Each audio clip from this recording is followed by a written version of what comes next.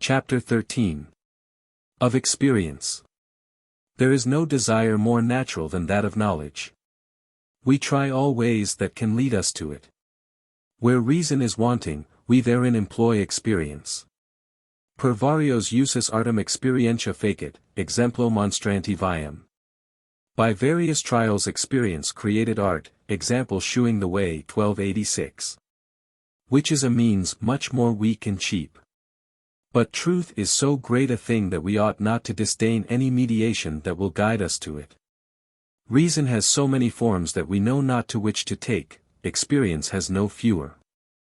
The consequence we would draw from the comparison of events is unsure, by reason they are always unlike. There is no quality so universal in this image of things as diversity and variety. Both the Greeks and the Latins and we, for the most express example of similitude, employ that of eggs. And yet there have been men, particularly one at Delphos, who could distinguish marks of difference amongst eggs so well that he never mistook one for another, and having many hens, could tell which had laid it. Dissimilitude intrudes itself of itself in our works. No art can arrive at perfect similitude, neither Parizet nor any other can so carefully polish and blanch the backs of his cards that some gamesters will not distinguish them by seeing them only shuffled by another. Resemblance does not so much make one as difference makes another. Nature has obliged herself to make nothing other that was not unlike. And yet I am not much pleased with his opinion, who thought by the multitude of laws to curb the authority of judges in cutting out for them their several parcels. He was not aware that there is as much liberty and latitude in the interpretation of laws as in their form. And they but fool themselves, who think to lessen and stop our disputes by recalling us to the express words of the Bible, forasmuch as our mind does not find the field less spacious wherein to controvert the sense of another than to deliver his own. And as if there were less animosity and tartness in commentary than in invention. We see how much he was mistaken, for we have more laws in France than all the rest of the world put together, and more than would be necessary for the government of all the worlds of Epicurus. Ut olim flagitius, sic nunc legibus, laboramus. As we were formerly by crimes, so we are now overburdened by laws, 1287. And yet we have left so much to the opinions and decisions of our judges that there never was so full a liberty or so full a license. What have our legislators gained by culling out 100,000 particular cases, and by applying to these 100,000 laws? This number holds no manner of proportion with the infinite diversity of human actions.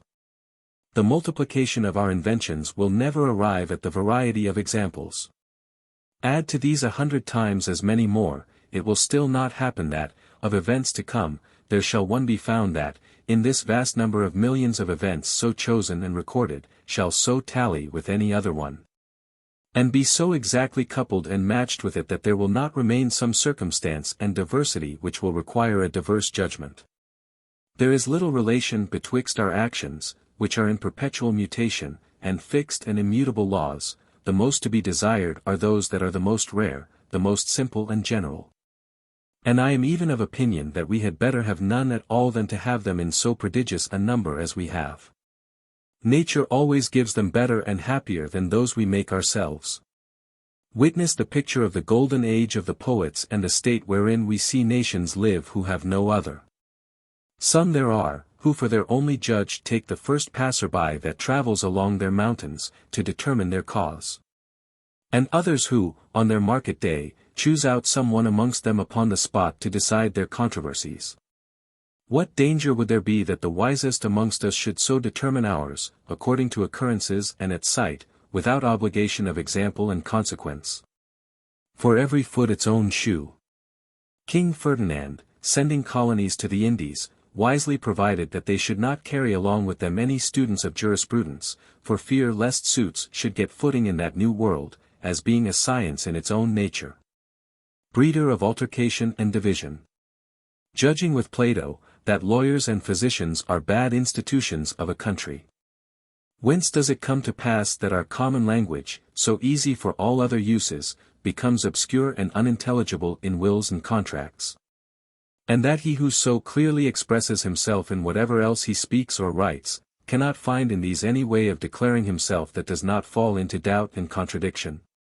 If it be not that the princes of that art, applying themselves with a peculiar attention to cull out portentous words and to contrive artificial sentences, have so weighed every syllable, and so thoroughly sifted every sort of quirking connection that they are now confounded and entangled in the infinity of figures and minute divisions, and can no more fall within any rule or prescription, nor any certain intelligence. Confusum est, quid usque in pulverum sectum est. Whatever is beaten into powder is undistinguishable, confused. 1288. As you see children trying to bring a mass of quicksilver to a certain number of parts, the more they press and work it and endeavor to reduce it to their own will, the more they irritate the liberty of this generous metal. It evades their endeavor and sprinkles itself into so many separate bodies as frustrate all reckoning. So is it here, for in subdividing these subtleties we teach men to increase their doubts. They put us into a way of extending and diversifying difficulties, and lengthen and disperse them. In sowing and retailing questions they make the world fructify and increase in uncertainties and disputes, as the earth is made fertile by being crumbled and dug deep. Difficultatem facit doctrina. Learning, doctrine, begets difficulty. 1289. We doubted of Ulpian, and are still now more perplexed with Bartolus and Baldus. We should efface the trace of this innumerable diversity of opinions, not adorn ourselves with it, and fill posterity with crotchets. I know not what to say to it. But experience makes it manifest, that so many interpretations dissipate truth and break it. Aristotle wrote to be understood. If he could not do this, much less will another that is not so good at it. And a third than he, who expressed his own thoughts. We open the matter, and spill it in pouring out, of one subject we make 1,000, and in multiplying and subdividing them, fall again into the infinity of atoms of Epicurus. Never did two men make the same judgment of the same thing, and 'tis impossible to find two opinions exactly alike, not only in several men, but in the same man, at diverse hours. I often find matter of doubt in things of which the commentary has disdained to take notice. I am most apt to stumble in an even country, like some horses that I have known, that make most trips in the smoothest way. Who will not say that glosses augment doubts and ignorance, since there's no book to be found, either human or divine, which the world busies itself about, whereof the difficulties are cleared by interpretation. The 100th commentator passes it on to the next, still more knotty and perplexed than he found it. When were we ever agreed amongst ourselves, this book has enough, there is now no more to be said about it? This is most apparent in the law. We give the authority of law to infinite doctors, infinite decrees, and as many interpretations, yet do we find any end of the need of interpretating? Is there, for all that, any progress or advancement towards peace? Or do we stand in need of any fewer advocates and judges than when this great mass of law was yet in its first infancy? On the contrary, we darken and bury intelligence. We can no longer discover it, but at the mercy of so many fences and barriers. Men do not know the natural disease of the mind. It does nothing but ferret and inquire, and is eternally wheeling, juggling, and perplexing itself like silkworms, and then suffocates itself in its work. Muse in P.S. 1290. It thinks it discovers at a great distance, I know not what glimpses of light and imaginary truth, but whilst running to it, so many difficulties, hindrances, and new inquisitions cross it, that it loses its way. And is made drunk with the motion, not much unlike Aesop's dogs, that seeing something like a dead body floating in the sea, and not being able to approach it, set to work to drink the water and lay the passage dry, and so choke themselves. To which what one crate said of the writings of Heraclitus falls pat enough, that they required a reader who could swim well, so that the depth and weight of his learning might not overwhelm and stifle him. 'Tis nothing but particular weakness that makes us content with what others or ourselves have found out in this chase after knowledge. One of better understanding will not rest so content. There is always room for one to follow, nay, even for ourselves, and another road. There is no end of our inquisitions, our end is in the other world. 'Tis a sign either that the mind has grown short-sighted when it is satisfied, or that it has got weary. No generous mind can stop in itself, it will still tend further and beyond its power, it has sallies beyond its effects. If it do not advance and press forward, and retire, and rush and will about, 'tis but half alive, its pursuits are without bound or method. Its aliment is admiration, the chase, ambiguity, which Apollo sufficiently declared in always speaking to us in a double, obscure, and oblique sense, not feeding, but amusing and puzzling us.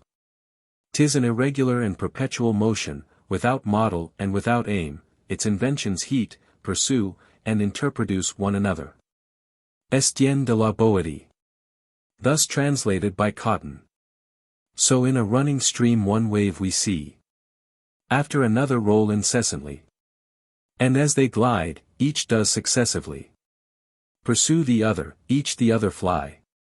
By this that's evermore pushed on. And this by that continually preceded is. The water still does into water swill. Still the same brook, but different water still. There is more ado to interpret interpretations than to interpret things, and more books upon books than upon any other subject, we do nothing but comment upon one another. Every place swarms with commentaries, of authors there is great scarcity. Is it not the principal and most reputed knowledge of our later ages to understand the learned? Is it not the common and final end of all studies? Our opinions are grafted upon one another. The first serves as a stock to the second to the third, and so forth, thus step by step we climb the ladder. Whence it comes to pass that he who is mounted highest has often more honor than merit, for he is got up but an inch upon the shoulders of the last, but one. How often, and, peradventure, how foolishly, have I extended my book to make it speak of itself. Foolishly, if for no other reason but this, that it should remind me of what I say of others who do the same, that the frequent amorous glances they cast upon their work witness that their hearts pant with self-love. And that even the disdainful severity wherewith they scourge them are but the dandlings and caressings of maternal love. As Aristotle, whose valuing and undervaluing himself often spring from the same air of arrogance. My own excuse is, that I ought in this to have more liberty than others, forasmuch as I write specifically of myself and of my writings, as I do of my other actions, that my theme turns upon itself. But I know not whether others will accept this excuse.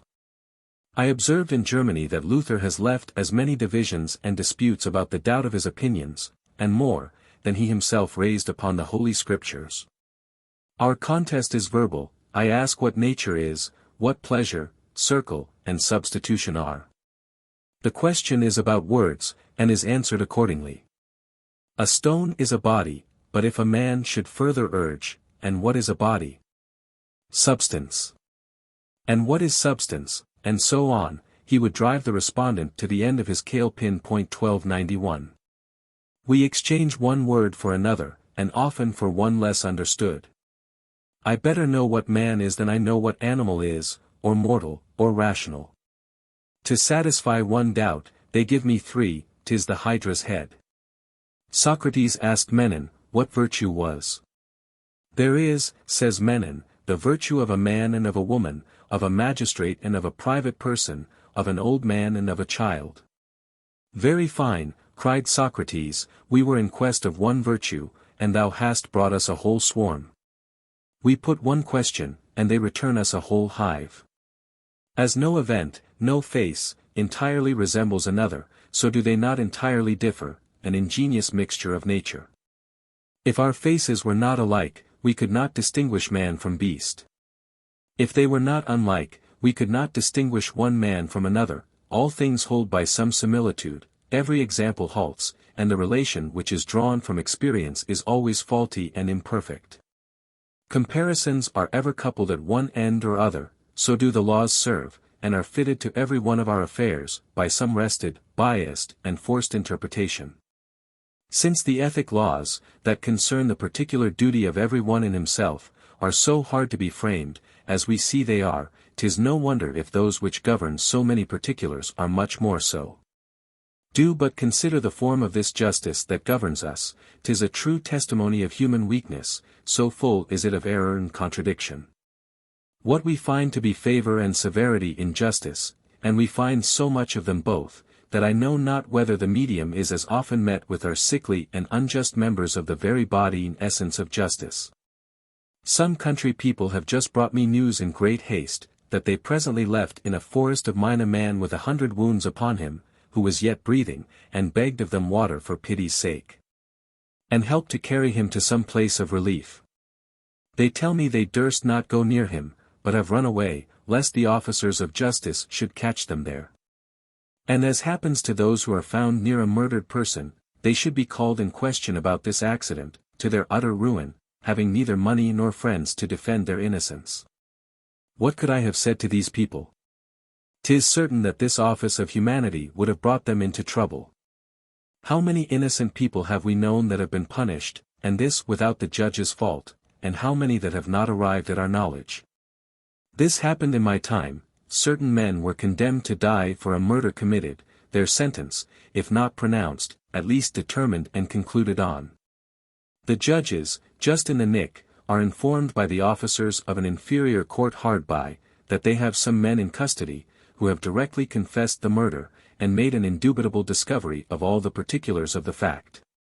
Yet it was gravely deliberated whether or not they ought to suspend the execution of the sentence already passed upon the first accused. They considered the novelty of the example judicially, and the consequence of reversing judgments. That the sentence was passed, and the judges deprived of repentance, and in the result, these poor devils were sacrificed by the forms of justice. Philip, or some other, provided against a like inconvenience after this manner. He had condemned a man in a great fine towards another by an absolute judgment. The truth some time after being discovered, he found that he had passed an unjust sentence. On one side was the reason of the cause. On the other side, the reason of the judicial forms. He in some sort satisfied both, leaving the sentence in the state it was, and out of his own purse recompensing the condemned party. But he had to do with a reparable affair. My men were irreparably hanged. How many condemnations have I seen more criminal than the crimes themselves? All which makes me remember the ancient opinions, that 'tis of necessity a man must do wrong by retail who will do right in gross. And injustice in little things, who would come to do justice in great, that human justice is formed after the model of physic, according to which, all that is useful is also just and honest, and of what is held by the Stoics.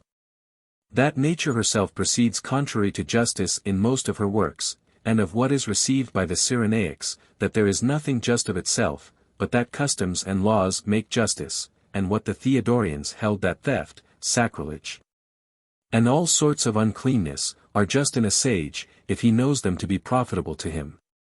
There is no remedy. I am in the same case that Alcibiades was, that I will never, if I can help it, put myself into the hands of a man who may determine as to my head.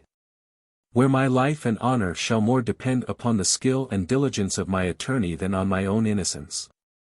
I would venture myself with such justice as would take notice of my good deeds, as well as my ill, where I had as much to hope as to fear. Indemnity is not sufficient pay to a man who does better than not to do amiss.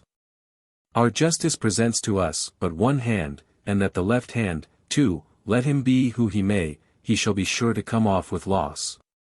In China, of which kingdom the government and arts, without commerce with or knowledge of ours, surpass our examples in several excellent features, and of which the history teaches me how much greater and more various the world is than either the ancients or we have been able to penetrate, the officers deputed by the prince to visit the state of his provinces. As they punish those who behave themselves ill in their charge, so do they liberally reward those who have conducted themselves better than the common sort, and beyond the necessity of their duty. These there present themselves, not only to be approved but to get, not simply to be paid, but to have a present made to them. No judge, thank God, has ever yet spoken to me in the quality of a judge, upon any account whatever, whether my own or that of a third party, whether criminal or civil, nor no prison has ever received me, not even to walk there. Imagination renders the very outside of a jail displeasing to me. I am so enamored of liberty, that should I be interdicted the access to some corner of the Indies, I should live a little less at my ease. And whilst I can find earth or air open elsewhere, I shall never lurk in any place where I must hide myself. My God! How ill should I endure the condition wherein I see so many people, nailed to a corner of the kingdom, deprived of the right to enter the principal cities and courts, and the liberty of the public roads, for having quarrelled with our laws. If those under which I live should shake a finger at me by way of menace, I would immediately go seek out others, let them be where they would. All my little prudence in the civil wars wherein we are now engaged is employed that they may not hinder my liberty of going and coming. Now, the laws keep up their credit, not for being just, but because they are laws. 'Tis the mystic foundation of their authority, they have no other, and it well answers their purpose. They are often made by fools, still oftener by men who, out of hatred to equality, fail in equity, but always by men, vain and irresolute authors. There is nothing so much, nor so grossly, nor so ordinarily faulty, as the laws. Whoever obeys them because they are just, does not justly obey them as he ought.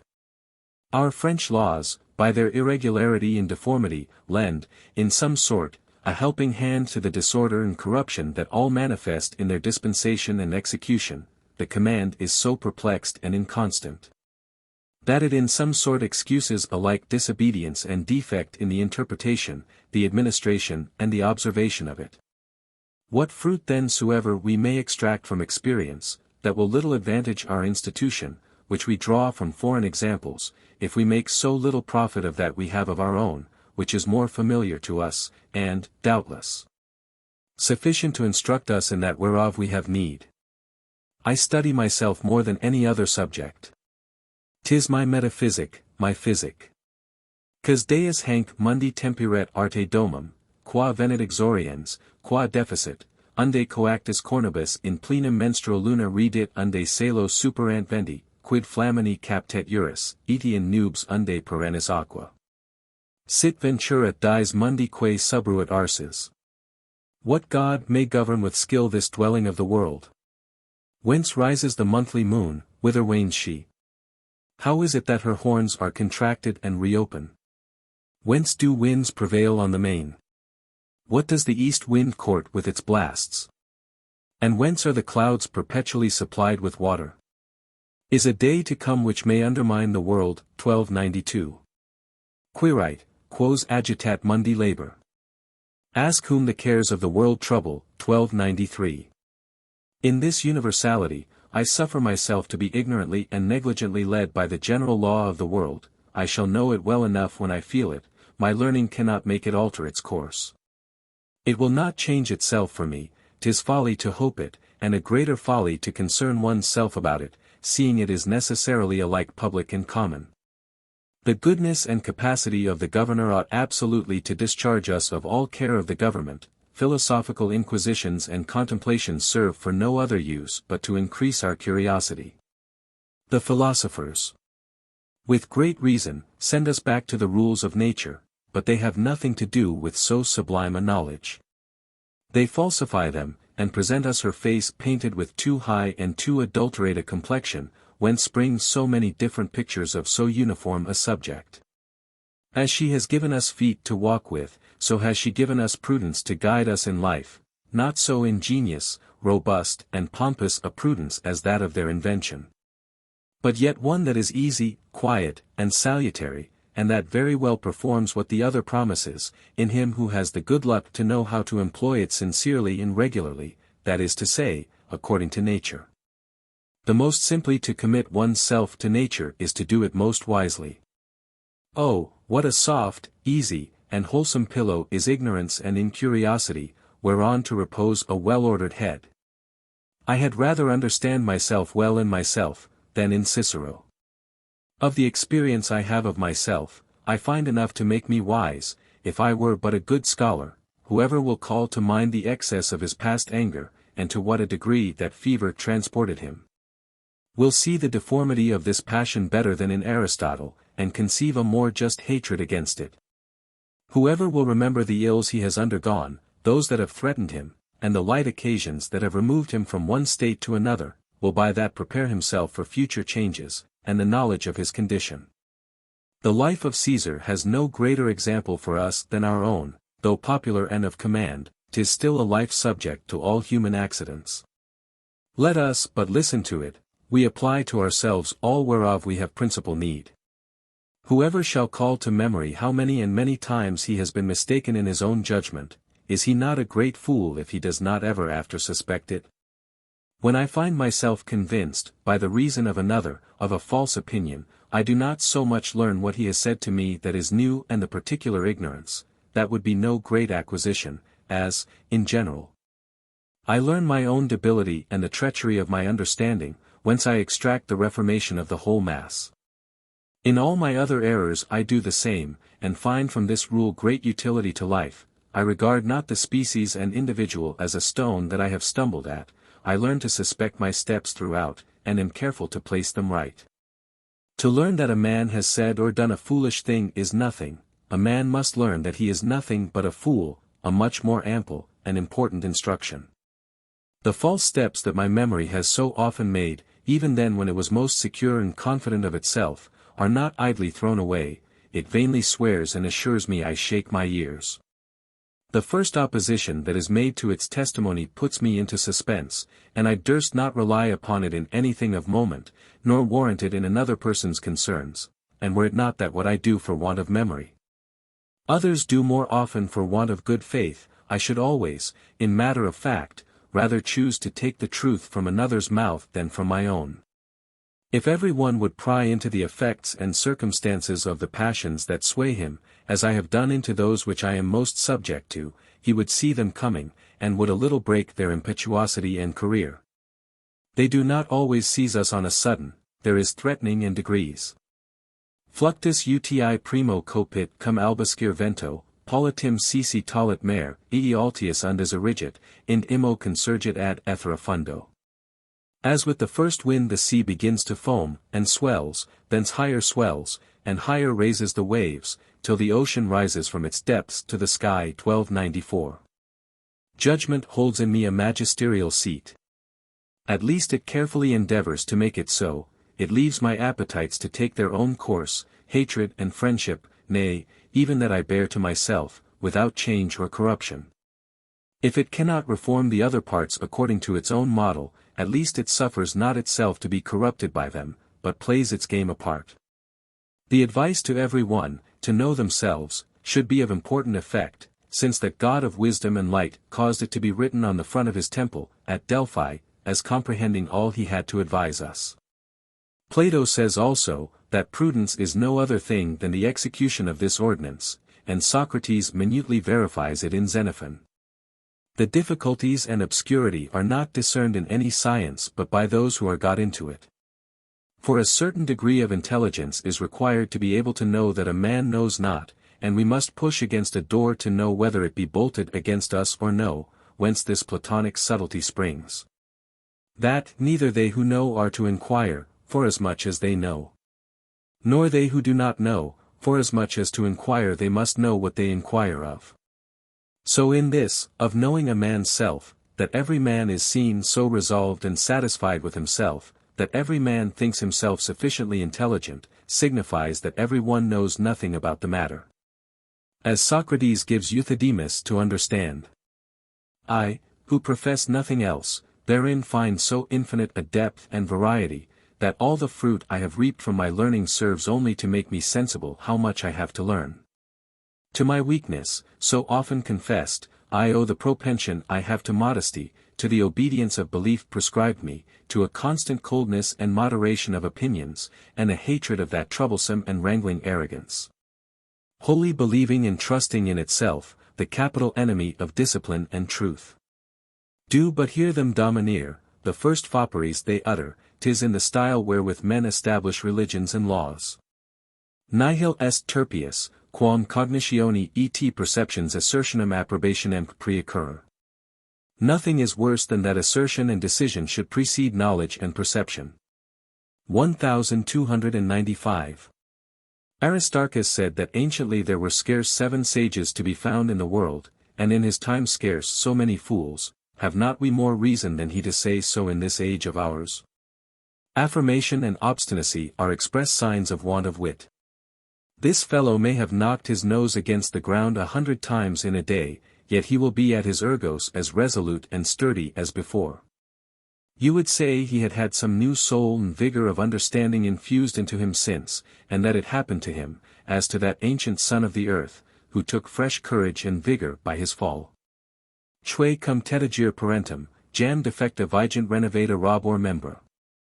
Whose broken limbs, when they touched his mother earth, immediately new force acquired. 1296. Does not this incorrigible coxcomb think that he assumes a new understanding by undertaking a new dispute? 'Tis by my own experience that I accuse human ignorance, which is, in my opinion, the surest part of the world's school. Such as will not conclude it in themselves, by so vain an example as mine, or their own, let them believe it from Socrates, the master of masters, for the philosopher Antisthenes said to his disciples, "Let us go and hear Socrates. There I will be a pupil with you," and, maintaining this doctrine of the Stoic sect, that virtue was sufficient to make a life completely happy, having no need of any other thing whatever, except of the force of Socrates, added he. That long attention that I employ in considering myself, also fits Ryle to judge tolerably enough of others, and there are few things whereof I speak better and with better excuse. I happen very often more exactly to see and distinguish the qualities of my friends than they do themselves. I have astonished some with the pertinence of my description, and have given them warning of themselves. By having from my infancy been accustomed to contemplate my own life in those of others, I have acquired a complexion studious in that particular. And when I am once entered upon it, I let few things about me, whether countenances, humours, or discourses, that serve to that purpose, escape me. I study all, both what I am to avoid and what I am to follow. Also in my friends, I discover by their productions their inward inclinations. Not by arranging this infinite variety of so diverse and unconnected actions into certain species and chapters, and distinctly distributing my parcels and divisions under known heads and classes. Sed nec quam multi species, nec nominaque sint, est numerus. But neither can we enumerate how many kinds there what are their names. 1297. The wise speak and deliver their fancies more specifically, and piece by piece. I, who see no further into things than as use informs me, present mine generally without rule and experimentally. I pronounce my opinion by disjointed articles, as a thing that cannot be spoken at once and in gross. Relation and conformity are not to be found in such low and common souls as ours. Wisdom is a solid and entire building, of which every piece keeps its place and bears its mark. Sola sapientia in esse tota conversa est. Wisdom only is wholly within itself. 1298. I leave it to artists, and I know not whether or no they will be able to bring it about, in so perplexed, minute, and fortuitous a thing, to marshal into distinct bodies this infinite diversity of faces.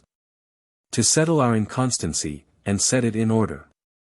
I do not only find it hard to piece our actions to one another, but I moreover find it hard properly to design each by itself by any principal quality, so ambiguous and variform they are with diverse lights. That which is remarked for rare in Perseus, king of Macedon, that his mind, fixing itself to no one condition, wandered in all sorts of living, and represented manners so wild and erratic that it was neither known to himself or any other what kind of man he was, seems almost to fit all the world.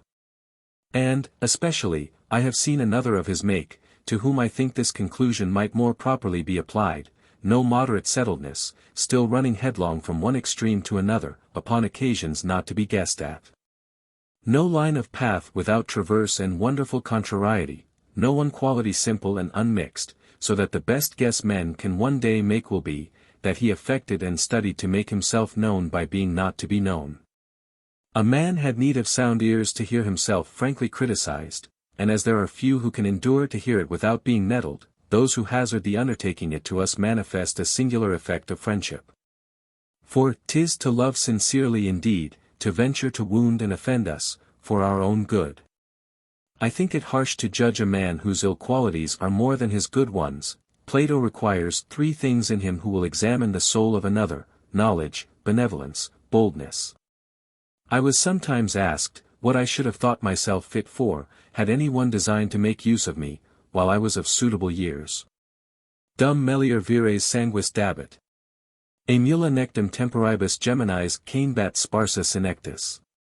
Whilst better blood gave me vigor, and before envious old age whitened and thinned my temples.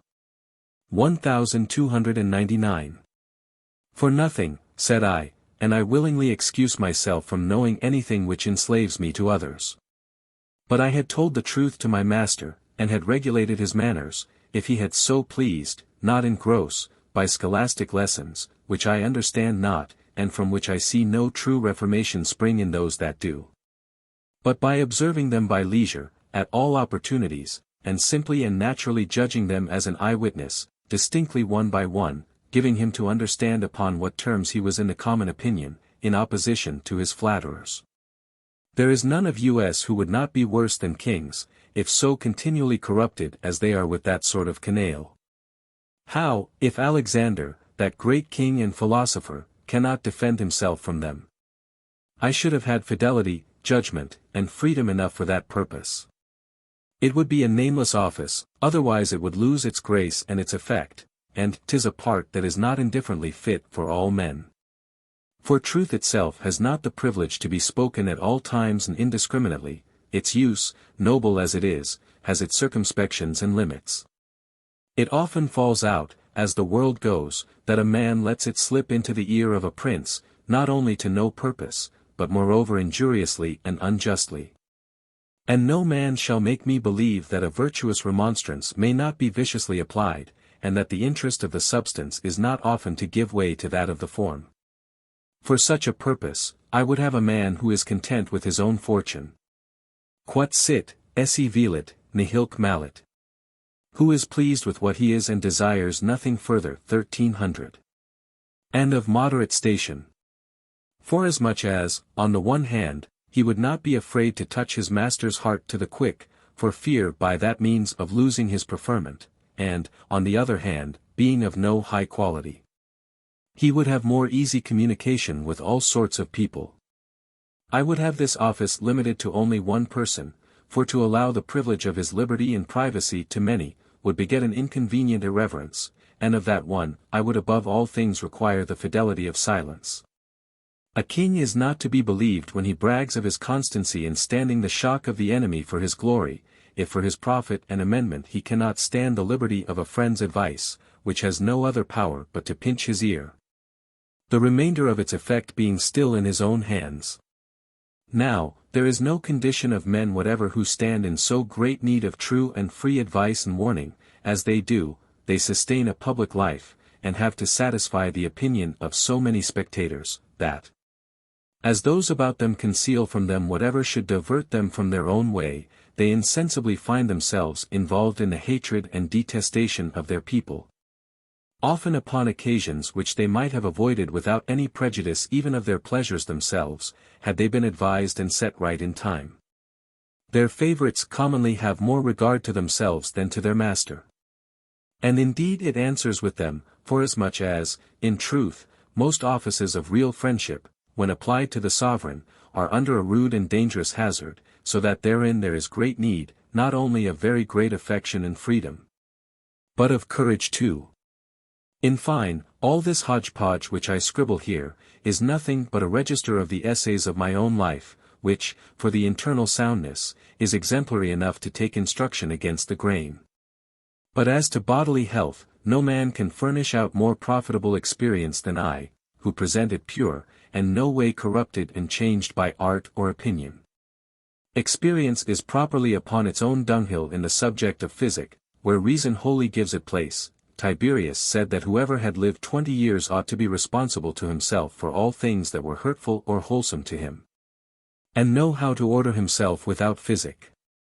1301. And he might have learned it of Socrates, who, advising his disciples to be solicitous of their health as a chief study, added that it was hard if a man of sense, having a care to his exercise and diet, did not better know than any physician what was good or ill for him.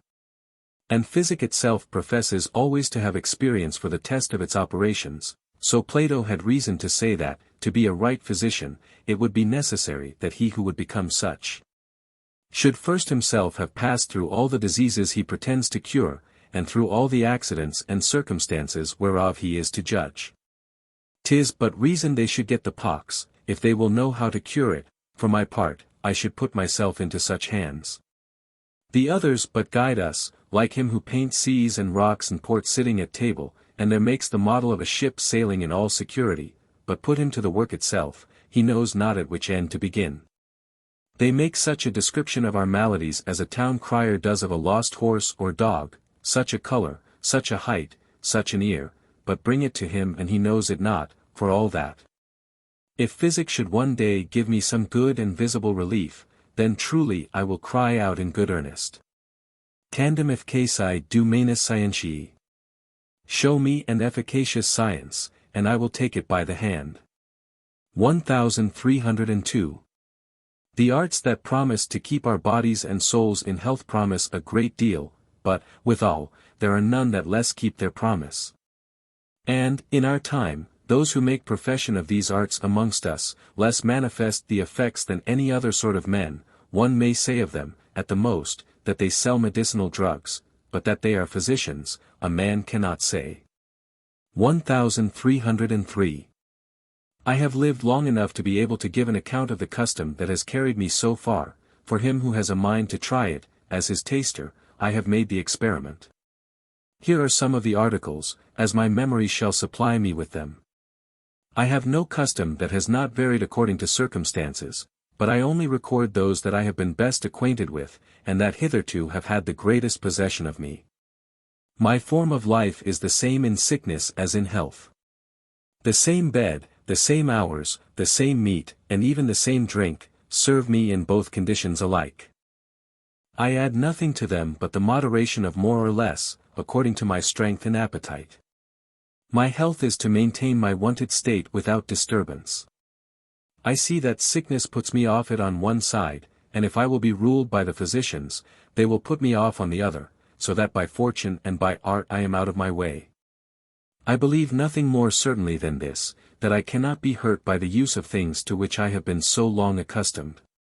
'Tis for custom to give a form to a man's life, such as it pleases him. She is all in that, 'tis the potion of Circe, that varies our nature as she best pleases. How many nations, and but 3 steps from us, think the fear of the night dew, that so manifestly is hurtful to us, a ridiculous fancy. And our own watermen and peasants laugh at it.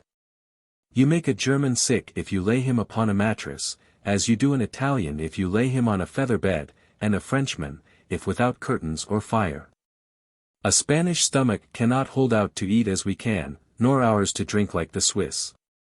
A German made me very merry at Augsburg, by finding fault with our hearths, by the same arguments which we commonly make use of in decrying their stoves, for, to say the truth, the smothered heat. And then the smell of that heated matter of which the fire is composed, very much offends such as are not used to them. Not me, and, indeed, the heat being always equal, constant, and universal, without flame, without smoke, and without the wind that comes down our chimneys, they may many ways sustain comparison with ours. Why do we not imitate the Roman architecture? For they say that anciently fires were not made in the houses, but on the outside, and at the foot of them, whence the heat was conveyed to the whole fabric by pipes contrived in the wall, which were drawn twining about the rooms that were to be warmed, which I have seen plainly described somewhere in Seneca. This German, hearing me commend the conveniences and beauties of his city, which truly deserves it, began to compassionate me that I had to leave it. And the first inconvenience he alleged to me was, the heaviness of head that the chimneys elsewhere would bring upon me.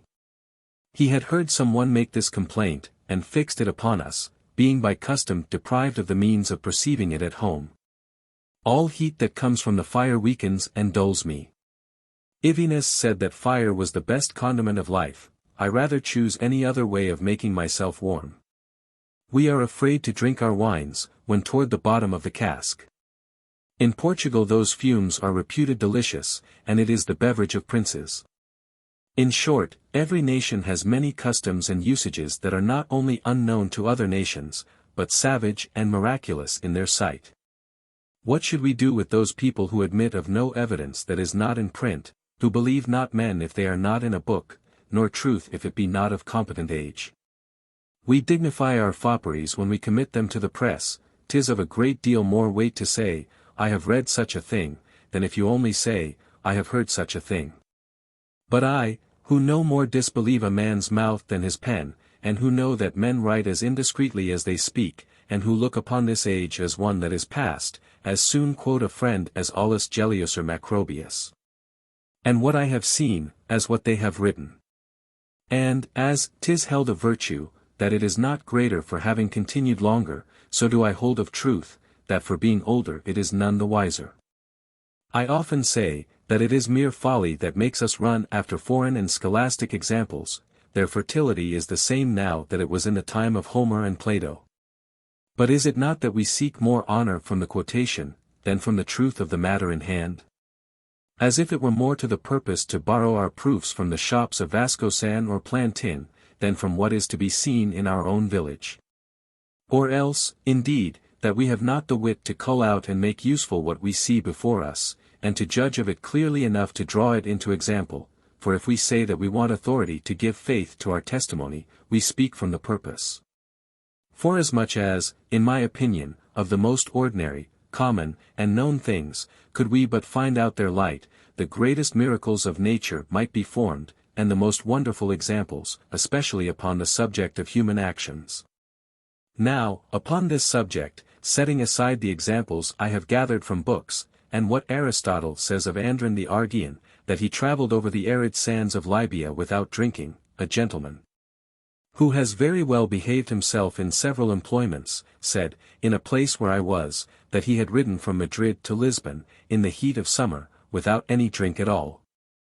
He is very healthful and vigorous for his age, and has nothing extraordinary in the use of his life, but this, to live sometimes 2 or 3 months, nay, a whole year, as he has told me, without drinking.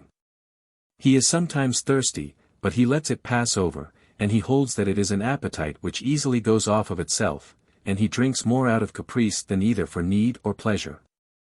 Here is another example. 'Tis not long ago that I found one of the learnedest men in France, among those of not inconsiderable fortune, studying in a corner of a hall that they had separated for him with tapestry. And about him a rabble of his servants full of license. He told me, and Seneca almost says the same of himself, he made an advantage of this hubbub. That, beaten with this noise, he so much the more collected and retired himself into himself for contemplation, and that this tempest of voices drove back his thoughts within himself. Being a student at Padua, he had his study so long situated amid the rattle of coaches and the tumult of the square, that he not only formed himself to the contempt, but even to the use of noise, for the service of his studies. Socrates answered Alcibiades, who was astonished how he could endure the perpetual scolding of his wife. Why, said he, as those do who are accustomed to the ordinary noise of wheels drawing water. I am quite otherwise. I have a tender head and easily discomposed, when 'tis bent upon anything, the least buzzing of a fly murders it.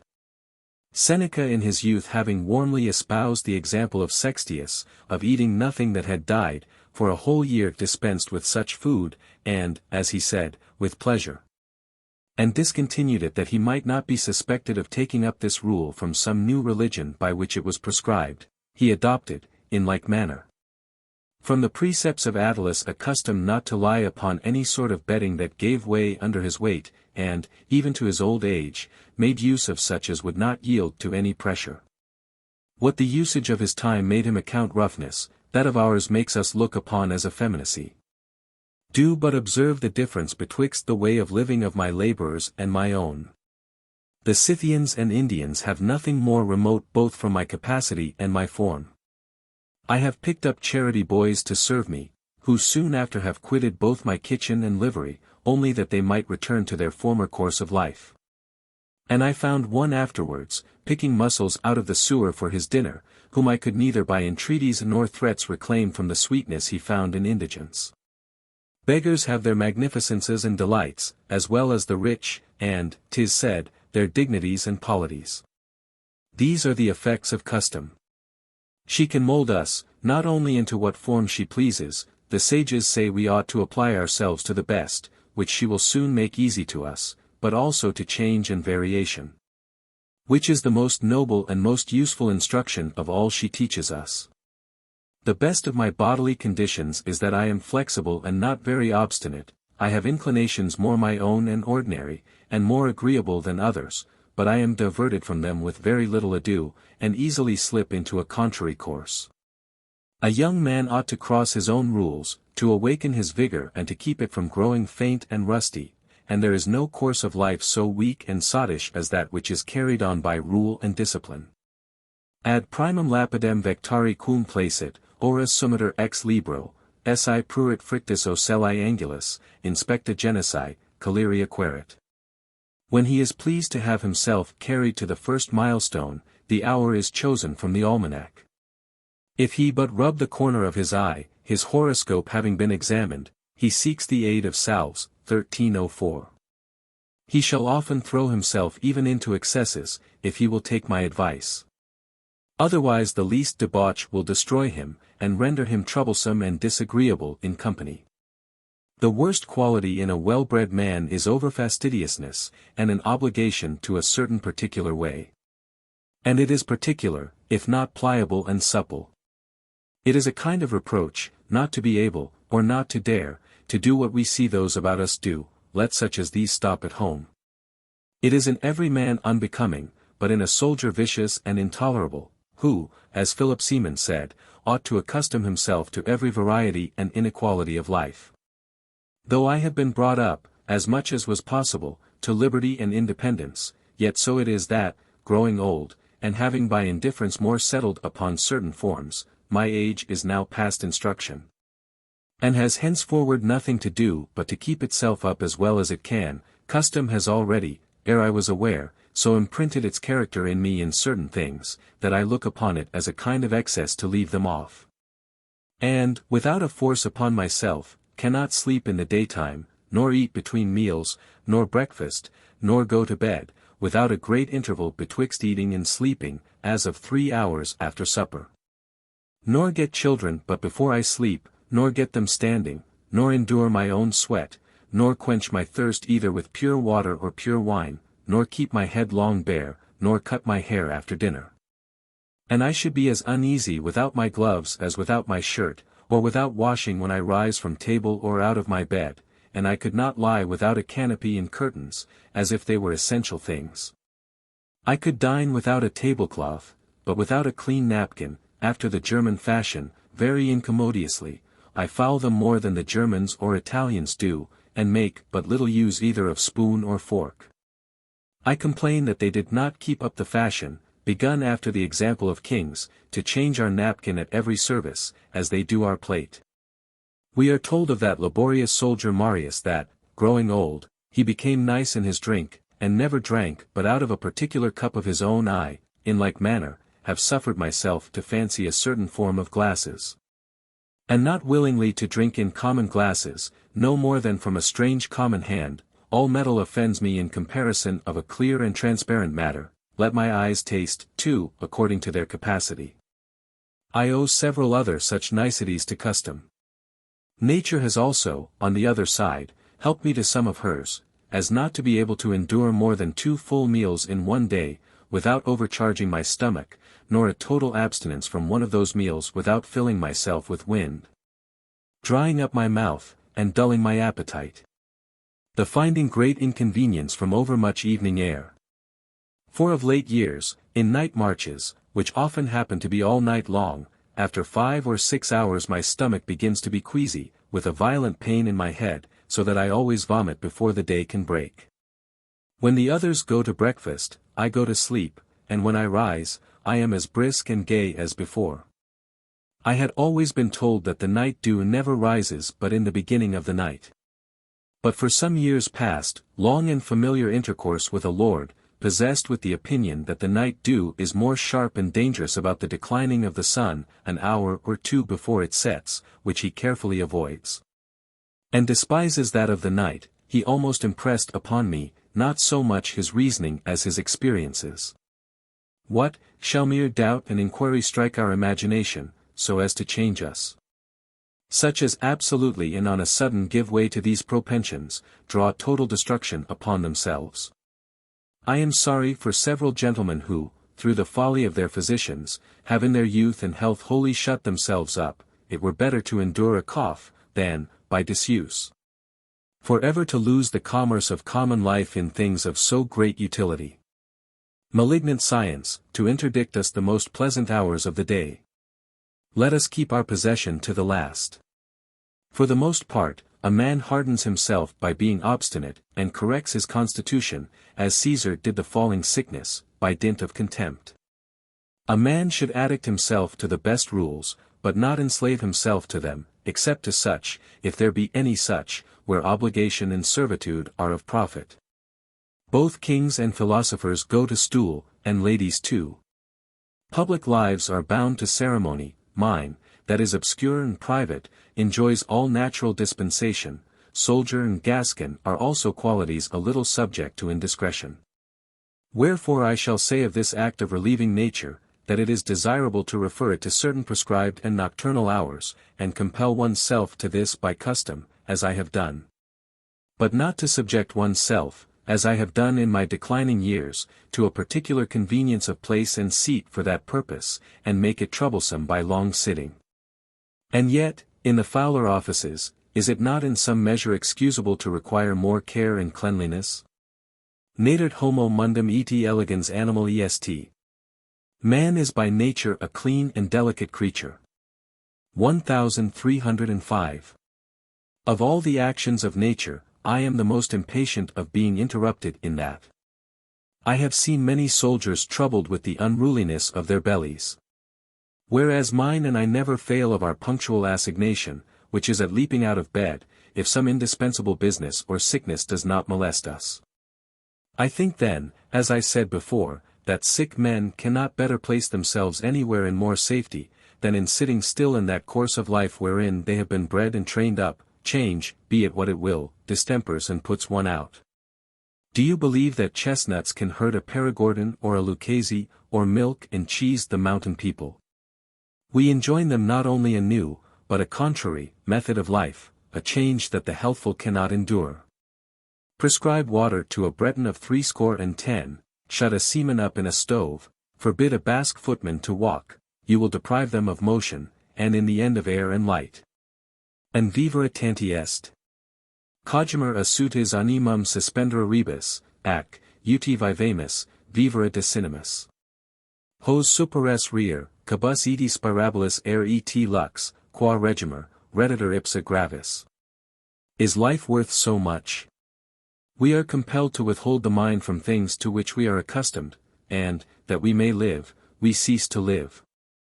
Do I conceive that they still live, to whom the respirable air, and the light itself, by which we are governed, is rendered oppressive? 1306. If they do no other good, they do this at least, that they prepare patients betimes for death, by little and little undermining and cutting off the use of life. Both well and sick, I have ever willingly suffered myself to obey the appetites that pressed upon me. I give great rein to my desires and propensities, I do not love to cure one disease by another.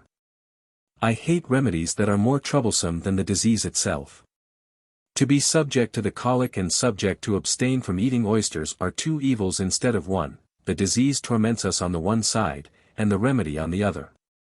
Since we are ever in danger of mistaking, let us rather run the hazard of a mistake, after we have had the pleasure. The world proceeds quite the other way, and thinks nothing profitable that is not painful, it has great suspicion of facility. My appetite, in various things, has of its own accord happily enough accommodated itself to the health of my stomach. Relish and pungency in sauces were pleasant to me when young, my stomach disliking them since, my taste incontinently followed. Wine is hurtful to sick people, and 'tis the first thing that my mouth then finds distasteful, and with an invincible dislike. Whatever I take against my liking does me harm, and nothing hurts me that I eat with appetite and delight. I never received harm by any action that was very pleasant to me, and accordingly have made all medicinal conclusions largely give way to my pleasure. And I have, when I was young. Quem circumcursans huc sep Cupido fulgebat crossing splendidus in tunic. When Cupid, fluttering round me here and there, shone in his rich purple mantle. 1307. Given myself the rein as licentiously and inconsiderately to the desire that was predominant in me, as any other whomsoever. Et militavi non sine gloria. And I have played the soldier not ingloriously. 1308. Yet more in continuation and holding out, than in sally. Sex me vix memini sustinuus vices. I can scarcely remember 6 bouts in one night, 1309. 'Tis certainly a misfortune and a miracle at once to confess at what a tender age I first came under the subjection of love. It was, indeed, by chance. For it was long before the years of choice or knowledge. I do not remember myself so far back. And my fortune may well be coupled with that of Quartia, who could not remember when she was a maid. In tragus, cellaresque pilae, mirandicae matri barbami. Thence the odor of the armpits, the precocious hair, and the beard which astonished my mother. 1310.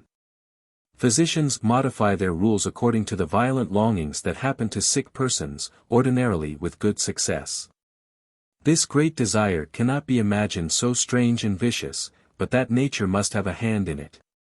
And then how easy a thing is it to satisfy the fancy. In my opinion, this part wholly carries it, at least, above all the rest. The most grievous and ordinary evils are those that fancy loads us with. This Spanish saying pleases me in several aspects. Defenda Dios de mí. God defend me from myself. I am sorry when I am sick, that I have not some longing that might give me the pleasure of satisfying it. All the rules of physic would hardly be able to divert me from it. I do the same when I am well. I can see very little more to be hoped or wished for. 'Twere pity a man should be so weak and languishing, as not to have even wishing left to him. The art of physic is not so fixed, that we need be without authority for whatever we do. It changes according to climates and moons, according to Fernal and to Scaliger. 1311. If your physician does not think it good for you to sleep, to drink wine, or to eat such and such meats, never trouble yourself. I will find you another that shall not be of his opinion. The diversity of medical arguments and opinions embraces all sorts and forms. I saw a miserable sick person panting and burning for thirst, that he might be cured, who was afterwards laughed at for his pains by another physician, who condemned that advice as prejudicial to him, had he not tormented himself to good purpose. There lately died of the stone a man of that profession, who had made use of extreme abstinence to contend with his disease. His fellow physicians say that, on the contrary, this abstinence had dried him up and baked the gravel in his kidneys. I have observed, that both in wounds and sicknesses, speaking discomposes and hurts me, as much as any irregularity I can commit. My voice pains and tires me, for 'tis loud and forced. So that when I have gone to a whisper some great persons about affairs of consequence, they have often desired me to moderate my voice. This story is worth a diversion. Some one in a certain Greek school speaking loud as I do, the master of the ceremonies sent to him to speak softly. Tell him, then, he must send me, replied the other, the tone he would have me speak in. To which the other replied, that he should take the tone from the ears of him to whom he spake. It was well said, if it is to be understood, speak according to the affair you are speaking about to your auditor, for if it mean, 'tis sufficient that he hear you, or govern yourself by him, I do not find it to be reason. The tone and motion of my voice carries with it a great deal of the expression and signification of my meaning, and 'tis I who am to govern it, to make myself understood. There is a voice to instruct, a voice to flatter, and a voice to reprehend. I will not only that my voice reach him, but, peradventure, that it strike and pierce him. When I rate my valet with sharp and bitter language, it would be very pretty for him to say, "Pray, master, speak lower. I hear you very well. Est quidem vox ad auditum accommodata, non magnitudine, sed proprietate." There is a certain voice accommodated to the hearing, not by its loudness, but by its propriety. 1312. Speaking is half his who speaks, and half his who hears. The latter ought to prepare himself to receive it, according to its bias. As with tennis players, he who receives the ball, shifts and prepares, according as he sees him move who strikes the stroke, and according to the stroke itself. Experience has, moreover, taught me this, that we ruin ourselves by impatience. Evils have their life and limits, their diseases and their recovery. The constitution of maladies is formed by the pattern of the constitution of animals, they have their fortune and their days limited from their birth. He who attempts imperiously to cut them short by force in the middle of their course, lengthens and multiplies them, and incenses instead of appeasing them. I am of Crantor's opinion, that we are neither obstinately and deafly to oppose evils, nor succumb to them from want of courage, but that we are naturally to give way to them, according to their condition and our own. We ought to grant free passage to diseases. I find they stay less with me, who let them alone, and I have lost some, reputed the most tenacious and obstinate, by their own decay, without help and without art and contrary to its rules. Let us a little permit nature to take her own way, she better understands her own affairs than we. But such an one died of it, and so shall you, if not of that disease, of another. And how many have not escaped dying, who have had 3 physicians at their tails? Example is a vague and universal mirror, and of various reflections. If it be a delicious medicine, take it, 'tis always so much present good. I will never stick at the name nor the color, if it be pleasant and grateful to the palate, pleasure is one of the chiefest kinds of profit. I have suffered colds, gouty defluxions, relaxations, palpitations of the heart, megrims, and other accidents, to grow old and die in time a natural death. I have so lost them when I was half fit to keep them, they are sooner prevailed upon by courtesy than huffing. We must patiently suffer the laws of our condition, we are born to grow old, to grow weak, and to be sick, in despite of all medicine. 'Tis the first lesson the Mexicans teach their children, so soon as ever they are born they thus salute them, thou art come into the world, child, to endure, suffer, and say nothing. 'Tis injustice to lament that which has befallen any one which may befall every one. Indignare, si quid into inique proprio constitutum est. Then be angry, when there is anything unjustly decreed against thee alone. 1313. See an old man who begs of God that he will maintain his health vigorous and entire, that is to say, that he restore him to youth. Stult, quid haec frustra votis puerilibus optas? Fool, why do you vainly form these puerile wishes? 1314. Is it not folly? His condition is not capable of it. The gout, the stone, and indigestion are symptoms of long years, as heat, rains, and winds are of long journeys. Plato does not believe that Aesculapius troubled himself to provide by regimen to prolong life in a weak and wasted body, useless to his country and to his profession, or to beget healthful and robust children. And does not think this care suitable to the divine justice and prudence, which is to direct all things to utility. My good friend, your business is done, nobody can restore you. They can, at the most, but patch you up, and prop you a little, and by that means prolong your misery an hour or two. Non sicis instantum cupiens fulcire ruinam, diversis contra nititor obiissibus. Donec certa dies, omni compage soluta, ipsum cum rebus subruit auxilium. Like one who, desiring to stay an impending ruin, places various props against it, till, in a short time, the house, the props, and all, giving way, fall together. 1315. We must learn to suffer what we cannot evade. Our life, like the harmony of the world, is composed of contrary things, of diverse tones, sweet and harsh, sharp and flat, sprightly and solemn. The musician who should only affect some of these, what would he be able to do? He must know how to make use of them all, and to mix them, and so we should mingle the goods and evils which are consubstantial with our life. Our being cannot subsist without this mixture, and the one part is no less necessary to it than the other. To attempt to combat natural necessity, is to represent the folly of Ctesiphon, who undertook to kick with his mule. 1316. I consult little about the alterations I feel, for these doctors take advantage. When they have you at their mercy, they surfeit your ears with their prognostics.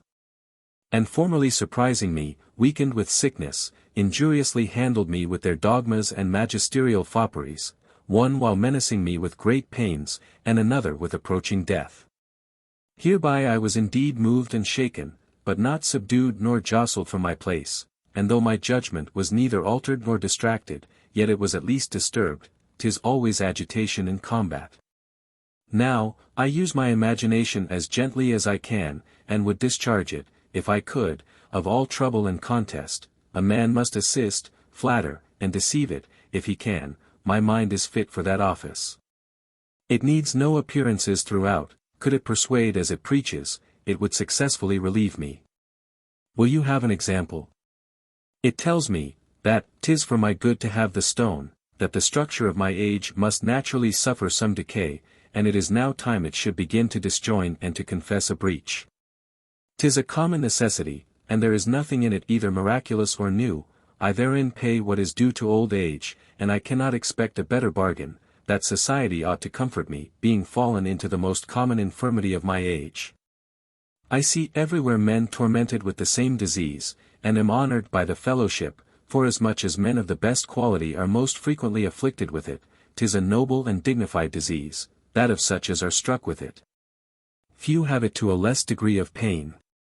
That these are put to the trouble of a strict diet and the daily taking of nauseous potions, whereas I owe my better state purely to my good fortune.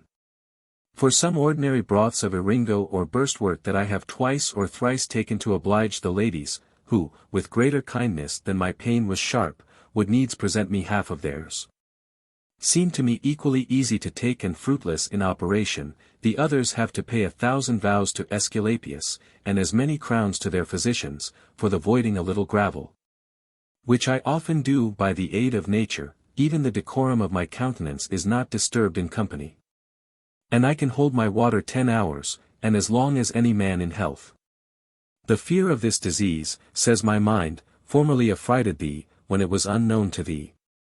The cries and despairing groans of those who make it worse by their impatience, begot a horror in thee.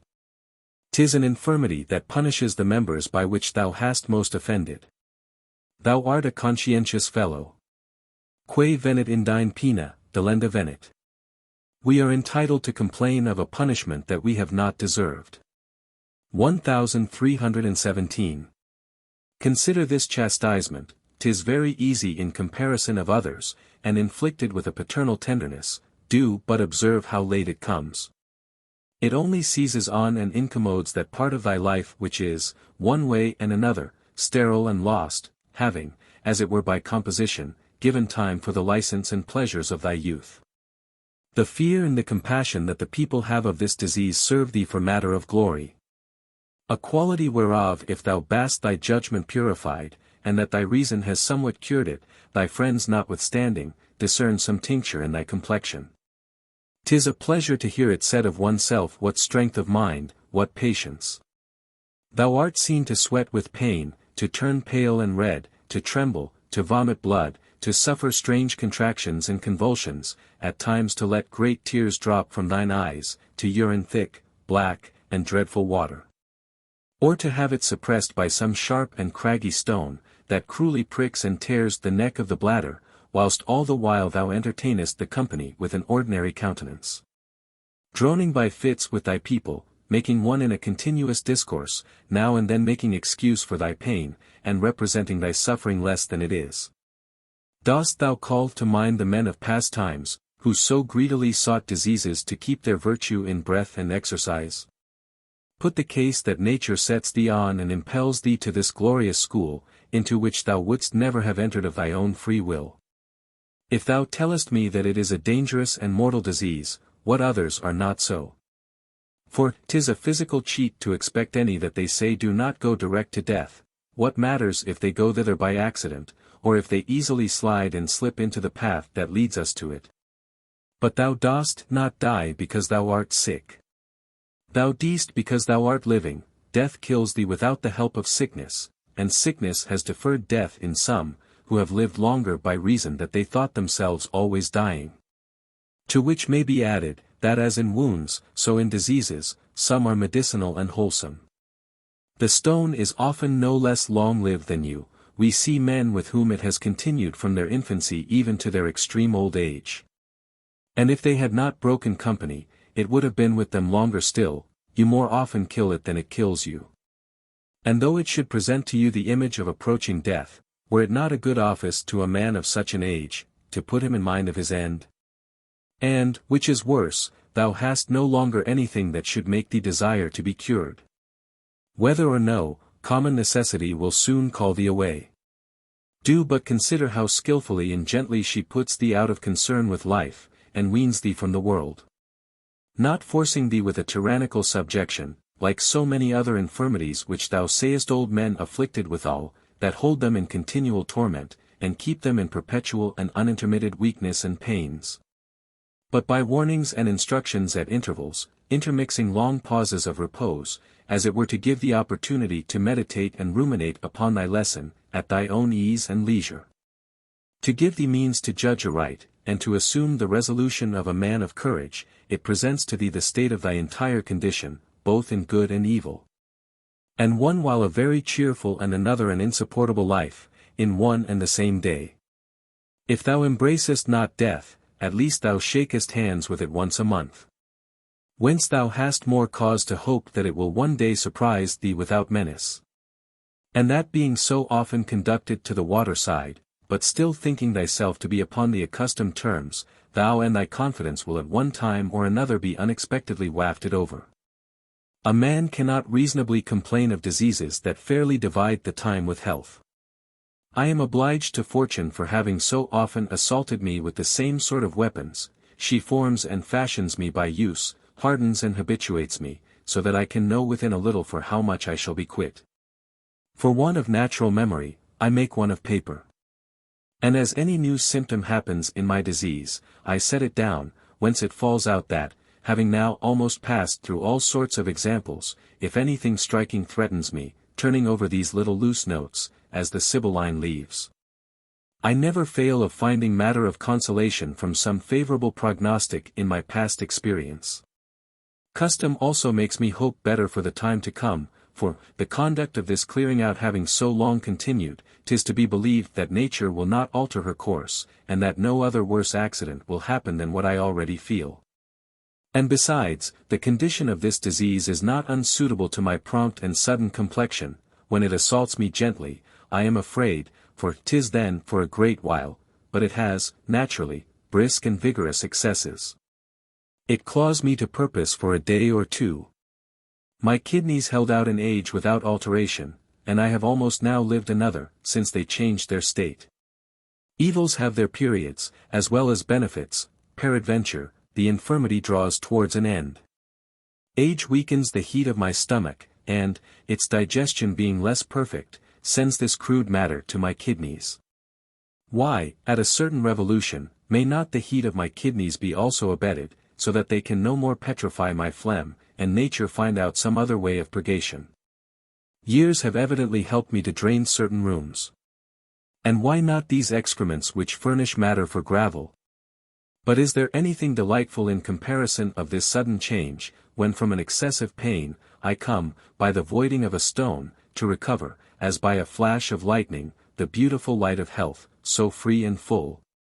As it happens in our sudden and sharpest colics? Is there anything in the pain suffered, that one can counterpoise to the pleasure of so sudden an amendment? Oh, how much does health seem the more pleasant to me, after a sickness so near and so contiguous, that I can distinguish them in the presence of one another, in their greatest show. When they appear in emulation, as if to make head against and dispute it with one another. As the Stoics say that vices are profitably introduced to give value to and to set off virtue, we can, with better reason and less temerity of conjecture, say that nature has given us pain for the honor and service of pleasure and indolence. When Socrates, after his fetters were knocked off, felt the pleasure of that itching which the weight of them had caused in his legs, he rejoiced to consider the strict alliance betwixt pain and pleasure. How they are linked together by a necessary connection, so that by turns they follow and mutually beget one another, and cried out to good Aesop, that he ought out of this consideration to have taken matter for a fine fable.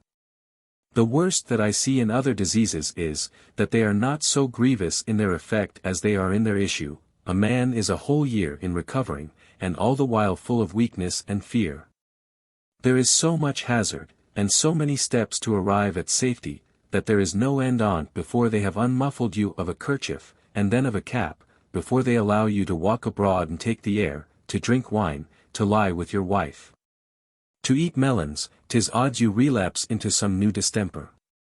The stone has this privilege, that it carries itself clean off, whereas the other maladies always leave behind them some impression and alteration that render the body subject to a new disease, and lend a hand to one another. Those are excusable that content themselves with possessing us, without extending farther and introducing their followers, but courteous and kind are those whose passage brings us any profitable issue. Since I have been troubled with the stone, I find myself freed from all other accidents, much more, methinks, than I was before, and have never had any fever since.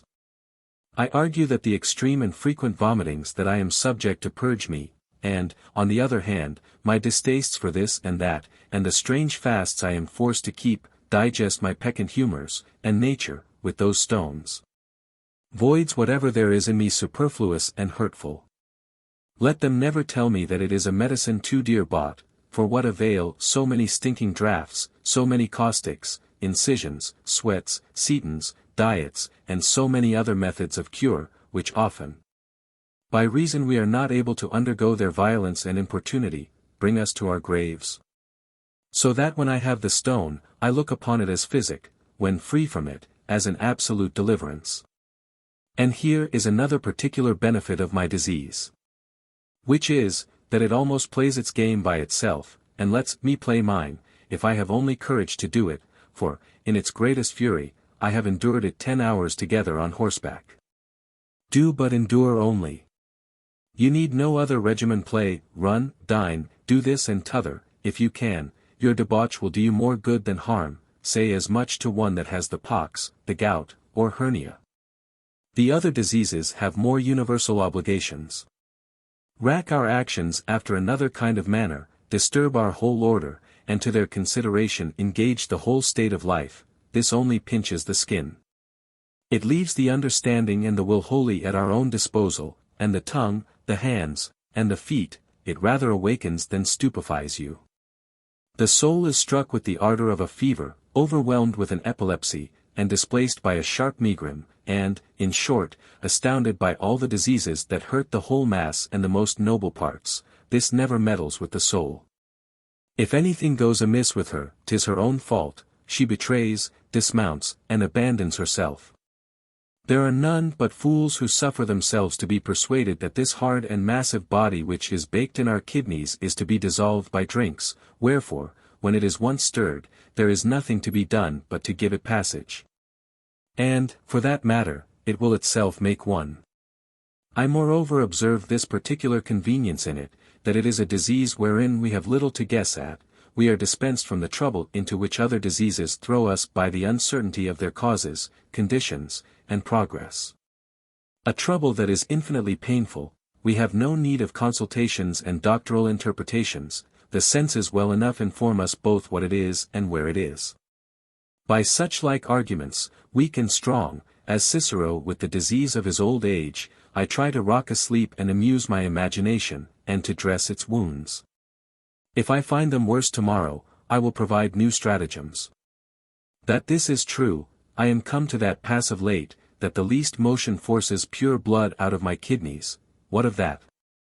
I move about, nevertheless, as before, and ride after my hounds with a juvenile and insolent ardor. And hold that I have very good satisfaction for an accident of that importance, when it costs me no more but a dull heaviness and uneasiness in that part. 'Tis some great stone that wastes and consumes the substance of my kidneys and my life, which I by little and little evacuate, not without some natural pleasure, as an excrement henceforward superfluous and troublesome.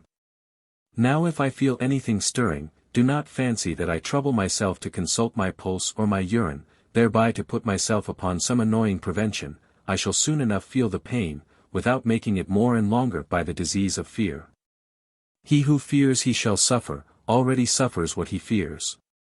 To which may be added that the doubts and ignorance of those who take upon them to expound the designs of nature and her internal progressions, and the many false prognostics of their art, ought to give us to understand that her ways are inscrutable and utterly unknown. There is great uncertainty, variety, and obscurity in what she either promises or threatens. Old age excepted, which is an indubitable sign of the approach of death, in all other accidents I see few signs of the future, whereon we may ground our divination. I only judge of myself by actual sensation, not by reasoning, to what end, since I am resolved to bring nothing to it but expectation and patience. Will you know how much I get by this? Observe those who do otherwise, and who rely upon so many diverse persuasions and counsels, how often the imagination presses upon them without any bodily pain. I have many times amused myself, being well and in safety, and quite free from these dangerous attacks in communicating them to the physicians as then beginning to discover themselves in me. I underwent the decree of their dreadful conclusions, being all the while quite at my ease, and so much the more obliged to the favor of God and better satisfied of the vanity of this art. There is nothing that ought so much to be recommended to youth as activity and vigilance. Our life is nothing but movement. I bestir myself with great difficulty, and am slow in everything, whether in rising, going to bed, or eating. 7 of the clock in the morning is early for me, and where I rule, I never dine before 11, nor sup till after 6. I formerly attributed the cause of the fevers and other diseases I fell into to the heaviness that long sleeping had brought upon me, and have ever repented going to sleep again in the morning. Plato is more angry at excess of sleeping than at excess of drinking. I love to lie hard and alone, even without my wife, as kings do, pretty well covered with clothes. They never warm my bed, but since I have grown old they give me at need cloths to lay to my feet and stomach. They found fault with the great Scipio that he was a great sleeper. Not, in my opinion, for any other reason than that men were displeased that he alone should have nothing in him to be found fault with. If I am anything fastidious in my way of living, 'tis rather in my lying than anything else. But generally I give way and accommodate myself as well as any one to necessity. Sleeping has taken up a great part of my life, and I yet continue, at the age I now am, to sleep 8 or 9 hours at one breath. I wean myself with utility from this proneness to sloth, and am evidently the better for so doing.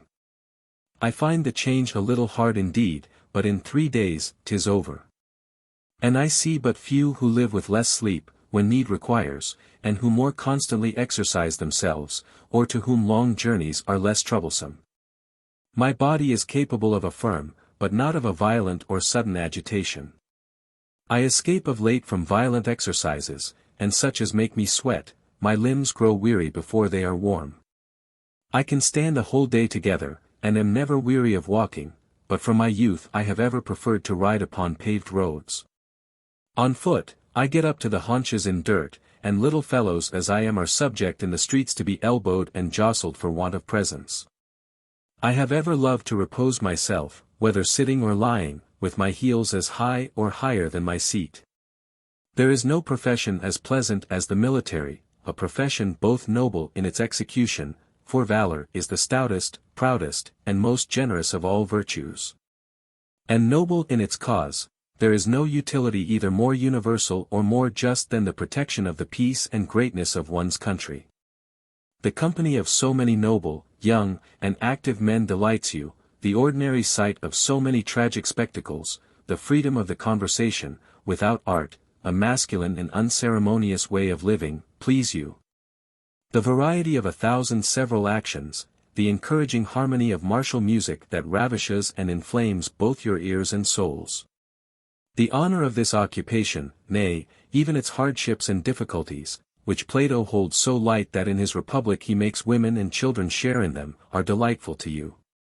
You put yourself voluntarily upon particular exploits and hazards, according as you judge of their luster and importance, and, a volunteer, find even life itself excusably employed. Pulchrumque mori securit in armis. 'Tis fine to die sword in hand. And he remembers that it is honorable to die in arms, 13:18. To fear common dangers that concern so great a multitude of men. Not to dare to do what so many sorts of souls, what a whole people dare, is for a heart that is poor and mean beyond all measure. Company encourages even children. If others excel you in knowledge, in gracefulness, in strength, or fortune, you have alternative resources at your disposal, but to give place to them in stability of mind, you can blame no one for that but yourself. Death is more abject, more languishing and troublesome, in bed than in a fight, fevers and catarrhs as painful and mortal as a musket shot. Whoever has fortified himself valiantly to bear the accidents of common life need not raise his courage to be a soldier. Vivere, mi Lucilii, militare est. To live, my Lucilius, is, to make war, to be a soldier. 1319. I do not remember that I ever had the itch, and yet scratching is one of nature's sweetest gratifications, and so much at hand, but repentance follows too near. I use it most in my ears, which are at intervals apt to itch. I came into the world with all my senses entire, even to perfection. My stomach is commodiously good, as also is my head and my breath, and, for the most part, uphold themselves so in the height of fevers. I have passed the age to which some nations, not without reason, have prescribed so just a term of life that they would not suffer men to exceed it. And yet I have some intermissions, though short and inconstant, so clean and sound as to be little inferior to the health and pleasantness of my youth. I do not speak of vigor and sprightliness. 'Tis not reason they should follow me beyond their limits. Non hoc amplius est liminis, aut acqui coalestis, patiens latis. I am no longer able to stand waiting at a door in the rain. 1320. My face and eyes presently discover my condition. All my alterations begin there, and appear somewhat worse than they really are. My friends often pity me before I feel the cause in myself. My looking-glass does not frighten me. For even in my youth it has befallen me more than once to have a scurvy complexion and of ill augury, without any great consequence, so that the physicians, not finding any cause within answerable to that outward alteration, attributed it to the mind and to some secret passion that tormented me within. But they were deceived. If my body would govern itself as well, according to my rule, as my mind does, we should move a little more at our ease. My mind was then not only free from trouble, but, moreover, full of joy and satisfaction, as it commonly is, half by its complexion, half by its design. Nec viciant artis agri contagia mentis. Nor do the troubles of the body ever affect my mind. 1321. I am of the opinion that this temperature of my soul has often raised my body from its lapses, this is often depressed. If the other be not brisk and gay, 'tis at least tranquil and at rest. I had a quartan ague 4 or 5 months, that made me look miserably ill. My mind was always, if not calm, yet pleasant.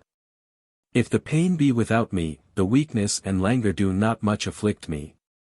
I see various corporal faintings, that beget a horror in me but to name, which yet I should less fear than 1,000 passions and agitations of the mind that I see about me. I make up my mind no more to run, 'tis enough that I can crawl along. Nor do I more complain of the natural decadence that I feel in myself. Quis tumitum gutter mirator in Alpibus? Who is surprised to see a swollen goiter in the Alps? 1322. Then I regret that my duration shall not be as long and entire as that of an oak. I have no reason to complain of my imagination. I have had few thoughts in my life that have so much as broken my sleep, except those of desire, which have awakened without afflicting me. I dream but seldom, and then of chimeras and fantastic things, commonly produced from pleasant thoughts, and rather ridiculous than sad, and I believe it to be true that dreams are faithful interpreters of our inclinations. But there is art required to sort and understand them. Res, quae in vita usurpant homines, cogitant, curant, vident, qui cagunt vigilantes, agitant, easicui in somno accident, minus mirandum est. 'Tis less wonder, what men practice, think, care for, see, and do when waking, should also run in their heads and disturb them when they are asleep, and which affect their feelings, if they happen to any in sleep. 1323. Plato, moreover, says, that 'tis the office of prudence to draw instructions of divination of future things from dreams. I don't know about this, but there are wonderful instances of it that Socrates, Xenophon, and Aristotle Men of irreproachable authority, relate. Historians say that the Atlantes never dream, who also never eat any animal food, which I add, forasmuch as it is, peradventure, the reason why they never dream, for Pythagoras ordered a certain preparation of diet to beget appropriate dreams. Mine are very gentle, without any agitation of body or expression of voice. I have seen several of my time wonderfully disturbed by them. Theon the philosopher walked in his sleep, and so did Pericles' servant, and that upon the tiles and top of the house. I hardly ever choose my dish at table, but take the next at hand, and unwillingly change it for another. A confusion of meats and a clatter of dishes displease me as much as any other confusion. I am easily satisfied with few dishes, and am an enemy to the opinion of Favorinus, that in a feast they should snatch from you the meat you like, and set a plate of another sort before you. And that, 'tis a pitiful supper, if you do not sate your guests with the rumps of various fowls, the beccafico only deserving to be all eaten. I usually eat salt meats, yet I prefer bread that has no salt in it. And my baker never sends up other to my table, contrary to the custom of the country. In my infancy, what they had most to correct in me was the refusal of things that children commonly best love, as sugar, sweetmeats, and marchpanes. My tutor contended with this aversion to delicate things, as a kind of overnicety, and indeed, 'tis nothing else but a difficulty of taste, in anything it applies itself to. Whoever cures a child of an obstinate liking for brown bread, bacon, or garlic, cures him also of pampering his palate. There are some who affect temperance and plainness by wishing for beef and ham amongst the partridges. 'Tis all very fine. This is the delicacy of the delicate, 'tis the taste of an effeminate fortune that disrelishes ordinary and accustomed things. Per cux luxuria divitiarum tedio ludit. By which the luxury of wealth causes tedium. 1324. Not to make good cheer with what another is enjoying, and to be curious in what a man eats, is the essence of this vice. Si modica coenar times olus omni patella. If you can't be content with herbs in a small dish for supper. 1325.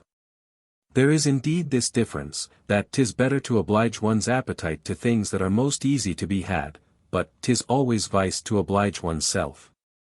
I formerly said a kinsman of mine was over-nice, who, by being in our galleys, had unlearned the use of beds and to undress when he went to sleep.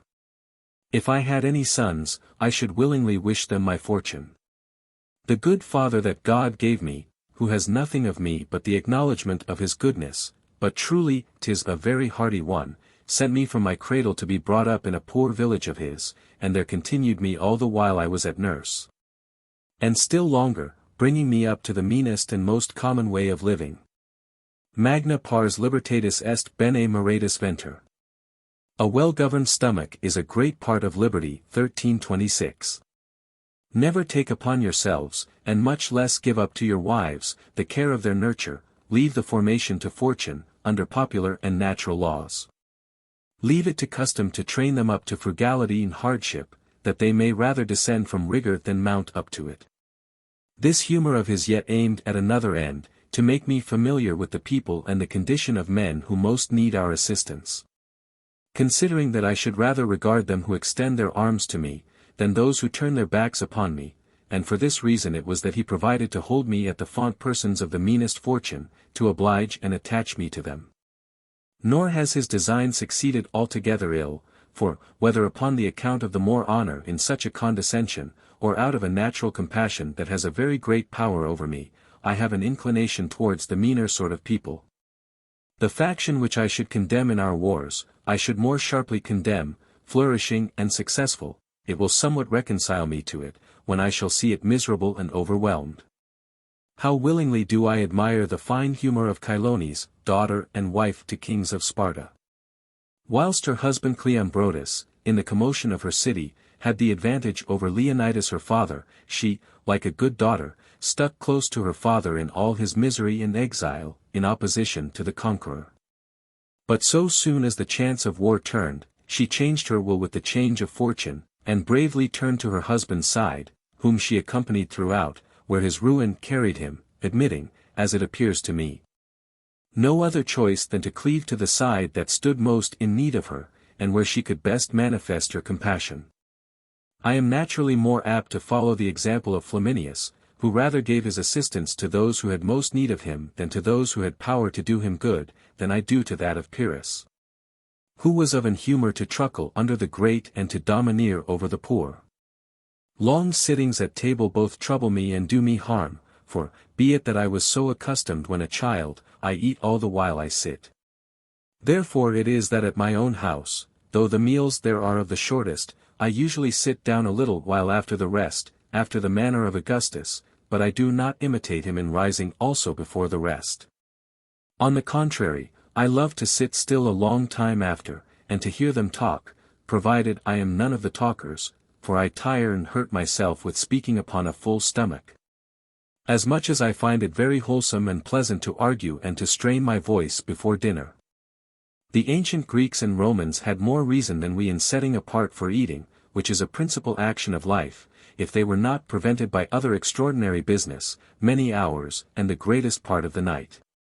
Eating and drinking more deliberately than we do, who perform all our actions post-haste, and in extending this natural pleasure to more leisure and better use, intermixing with profitable conversation. They whose concern it is to have a care of me, may very easily hinder me from eating anything they think will do me harm, for in such matters I never covet nor miss anything I do not see. But withal, if it once comes in my sight, 'tis in vain to persuade me to forbear, so that when I design to fast I must be kept apart from the suppers, and must have only so much given me as is required for a prescribed collation.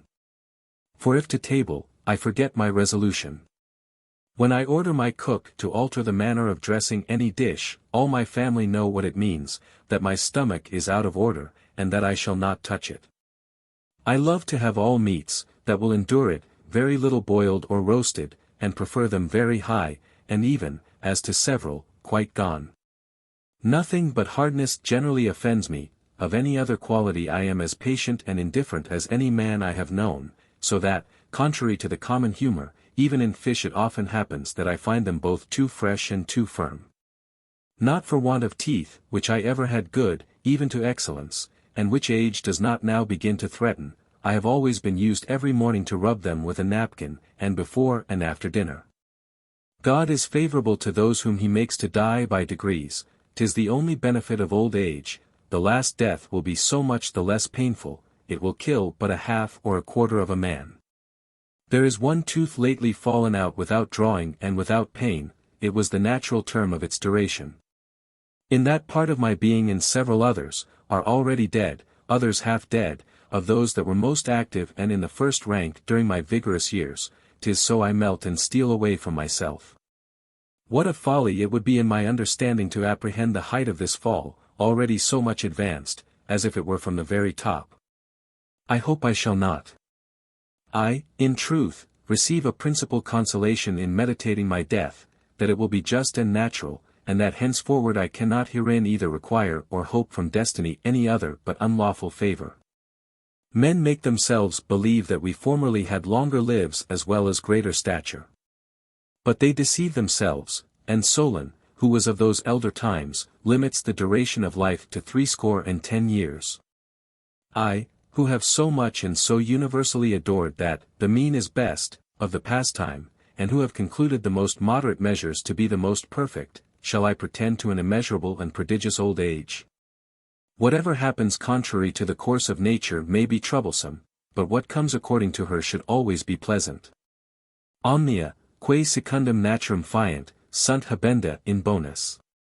All things that are done according to nature are to be accounted good. 1327. And so, says Plato, the death which is occasioned by wounds and diseases is violent. But that which comes upon us, old age conducting us to it, is of all others the most easy, and in some sort delicious. Vitam adolescentibus vis offered, senibus maturitas. Young men are taken away by violence, old men by maturity. 1328. Death mixes and confounds itself throughout with life, decay anticipates its hour, and shoulders itself even into the course of our advance. I have portraits of myself taken at 25 and 35 years of age.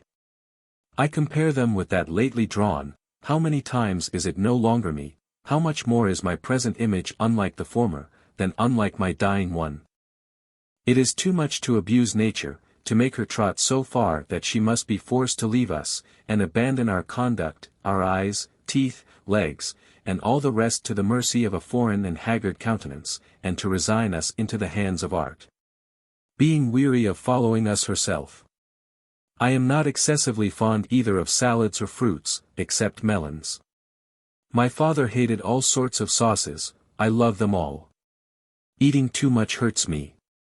But, as to the quality of what I eat, I do not yet certainly know that any sort of meat disagrees with me, neither have I observed that either full moon or decrease, autumn or spring, have any influence upon me. We have in us motions that are inconstant and unknown. For example, I found radishes first grateful to my stomach, since that nauseous, and now again grateful. In several other things, I find my stomach and appetite vary after the same manner. I have changed again and again from white wine to claret, from claret to white wine. I am a great lover of fish, and consequently make my fasts feasts and feasts fasts. And I believe what some people say, that it is more easy of digestion than flesh. As I make a conscience of eating flesh upon fish days, so does my taste make a conscience of mixing fish and flesh. The difference betwixt them seems to me too remote. From my youth, I have sometimes kept out of the way at meals, either to sharpen my appetite against the next morning, for, as Epicurus fasted and made lean meals to accustom his pleasure to make shift without abundance, I, on the contrary, do it to prepare my pleasure to make better and more cheerful use of abundance. Or else I fasted to preserve my vigor for the service of some action of body or mind, for both the one and the other of these is cruelly dulled in me by repletion. And, above all things, I hate that foolish coupling of so healthful and sprightly a goddess with that little belching god, bloated with the fumes of his liquor 1329, or to cure my sick stomach, or for want of fit company. For I say, as the same Epicurus did, that one is not so much to regard what he eats, as with whom, and I commend Chilo, that he would not engage himself to be at Periander's feast till he was first informed who were to be the other guests. No dish is so acceptable to me, nor no sauce so appetizing, as that which is extracted from society. I think it more wholesome to eat more leisurely and less, and to eat oftener, but I would have appetite and hunger attended to. I should take no pleasure to be fed with 3 or 4 pitiful and stinted repasts a day, after a medicinal manner, who will assure me that, if I have a good appetite in the morning, I shall have the same at supper. But we old fellows especially, let us take the first opportune time of eating, and leave to almanac makers hopes and prognostics.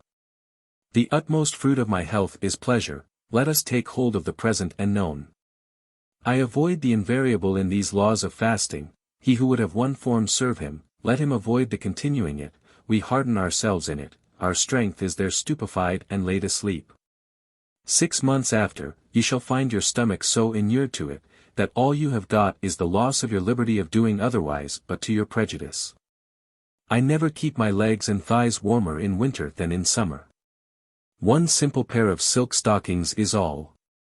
I have suffered myself, for the relief of my colds, to keep my head warmer, and my belly upon the account of my colic, my diseases in a few days habituate themselves thereto.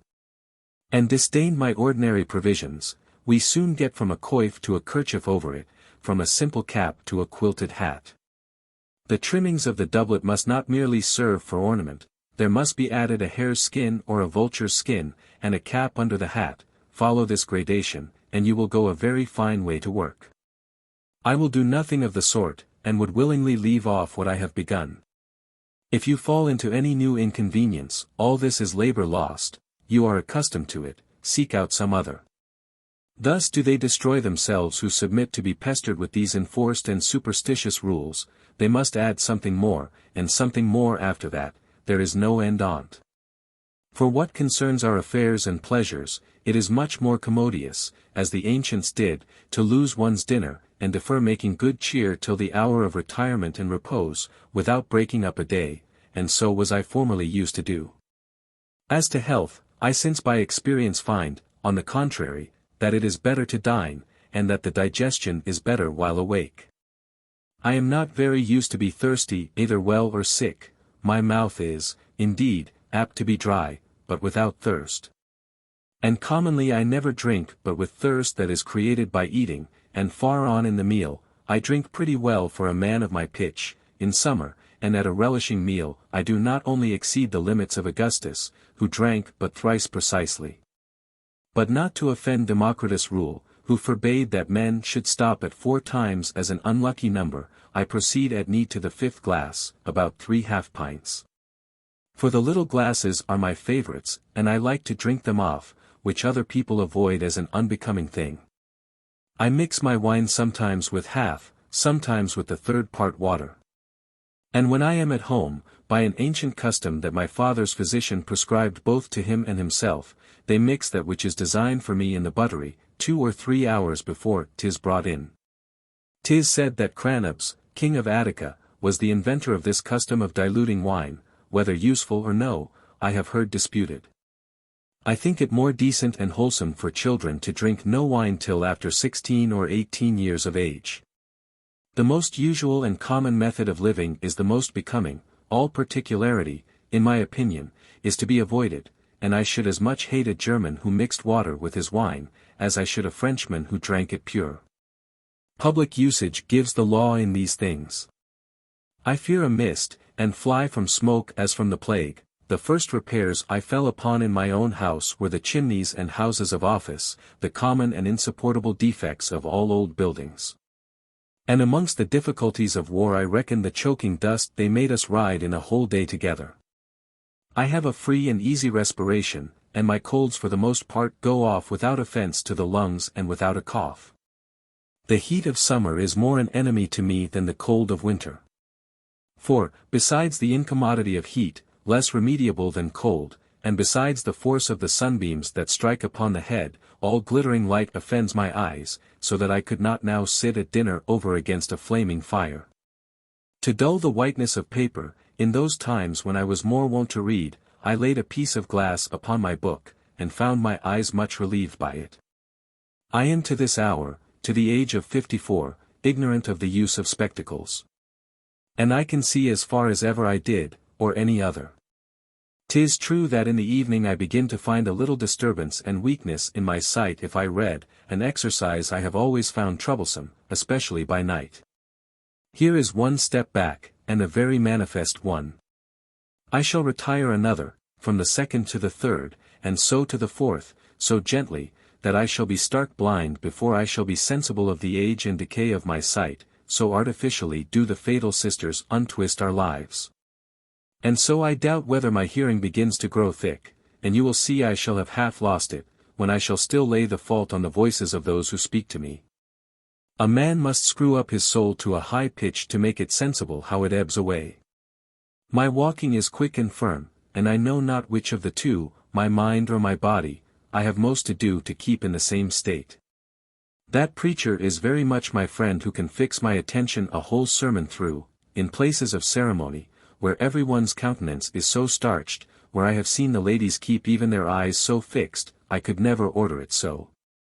That some part or other of me did not lash out. So that though I was seated, I was never settled, and as to gesticulation, I am never without a switch in my hand, walking or riding. As the philosopher Chrysippus made said of her master, that he was only drunk in his legs, for it was his custom to be always kicking them about in what place soever he sat. And she said it when, the wine having made all his companions drunk, he found no alteration in himself at all. It may have been said of me from my infancy, that I had either folly or quicksilver in my feet, so much stirring and unsettledness there is in them, wherever they are placed. 'Tis indecent, besides the hurt it does to one's health, and even to the pleasure of eating, to eat greedily as I do. I often bite my tongue, and sometimes my fingers, in my haste. Diogenes, meeting a boy eating after that manner, gave his tutor a box on the ear. There were men at Rome that taught people to chew, as well as to walk, with a good grace. I lose thereby the leisure of speaking, which gives great relish to the table, provided the discourse be suitable, that is, pleasant and short. There is jealousy and envy amongst our pleasures, they cross and hinder one another. Alcibiades, a man who well understood how to make good cheer, banished even music from the table, that it might not disturb the entertainment of discourse, for the reason, as Plato tells us, that it is the custom of ordinary people to call fiddlers and singing men to feasts, for want of good discourse and pleasant talk, with which men of understanding know how to entertain one another. Varro requires all this in entertainments, persons of graceful presence and agreeable conversation, who are neither silent nor garrulous, neatness and delicacy, both of meat and place, and fair weather. The art of dining well is no slight art, the pleasure not a slight pleasure, neither the greatest captains nor the greatest philosophers have disdained the use or science of eating well. My imagination has delivered 3 repasts to the custody of my memory, which fortune rendered sovereignly sweet to me, upon several occasions in my more flourishing age. My present state excludes me. For every one, according to the good temper of body and mind wherein he then finds himself, furnishes for his own share a particular grace and savour. I, who but crawl upon the earth, hate this inhuman wisdom, that will have us despise and hate all culture of the body. I look upon it as an equal injustice to loathe natural pleasures as to be too much in love with them. Xerxes was a blockhead, who, environed with all human delights, proposed a reward to him who could find out others, but he is not much less so who cuts off any of those pleasures that nature has provided for him. A man should neither pursue nor avoid them, but receive them. I receive them, I confess, a little too warmly and kindly, and easily suffer myself to follow my natural propensions. We have no need to exaggerate their inanity. They themselves will make us sufficiently sensible of it, thanks to our sick wet blanket mind, that puts us out of taste with them as with itself. It treats both itself and all it receives, one while better, and another worse, according to its insatiable, vagabond, and versatile essence. Since rum est nisi vas, quodcunc infundis, assessit. Unless the vessel be clean, it will sour whatever you put into it. 1330. I, who boast that I so curiously and particularly embrace the conveniences of life, find them, when I most nearly consider them, very little more than wind. But what? We are all wind throughout, and, moreover, the wind itself, more discreet than we, loves to bluster and shift from corner to corner, and contents itself with its proper offices without desiring stability in solidity qualities not its own. The pure pleasures, as well as the pure displeasures, of the imagination, say some, are the greatest, as was expressed by the balance of Critolaus. 'Tis no wonder, it makes them to its own liking, and cuts them out of the whole cloth. Of this I every day see notable examples, and, peradventure, to be desired. But I, who am of a mixed and heavy condition, cannot snap so soon at this one simple object, but that I negligently suffer myself to be carried away with the present pleasures of the general human law, intellectually sensible, and sensibly intellectual. The Cyrenaic philosophers will have it that as corporal pains, so corporal pleasures are more powerful, both as double and as more just. There are some, as Aristotle says, who out of a savage kind of stupidity dislike them. And I know others who out of ambition do the same. Why do they not, moreover, forswear breathing? Why do they not live of their own? Why not refuse light, because it is gratuitous, and costs them neither invention nor exertion? Let Mars, Pallas, or Mercury afford them their light by which to see, instead of Venus, Ceres, and Bacchus. These boastful humours may counterfeit some content, for what will not fancy do? But as to wisdom, there is no touch of it. Will they not seek the quadrature of the circle, even when on their wives? I hate that we should be enjoined to have our minds in the clouds, when our bodies are at table. I would not have the mind nailed there, nor wallow there. I would have it take place there and sit, but not lie down. Aristippus maintained nothing but the body, as if we had no soul. Zeno comprehended only the soul, as if we had no body, both of them faultily. Pythagoras, they say, followed a philosophy that was all contemplation, Socrates one that was all conduct and action.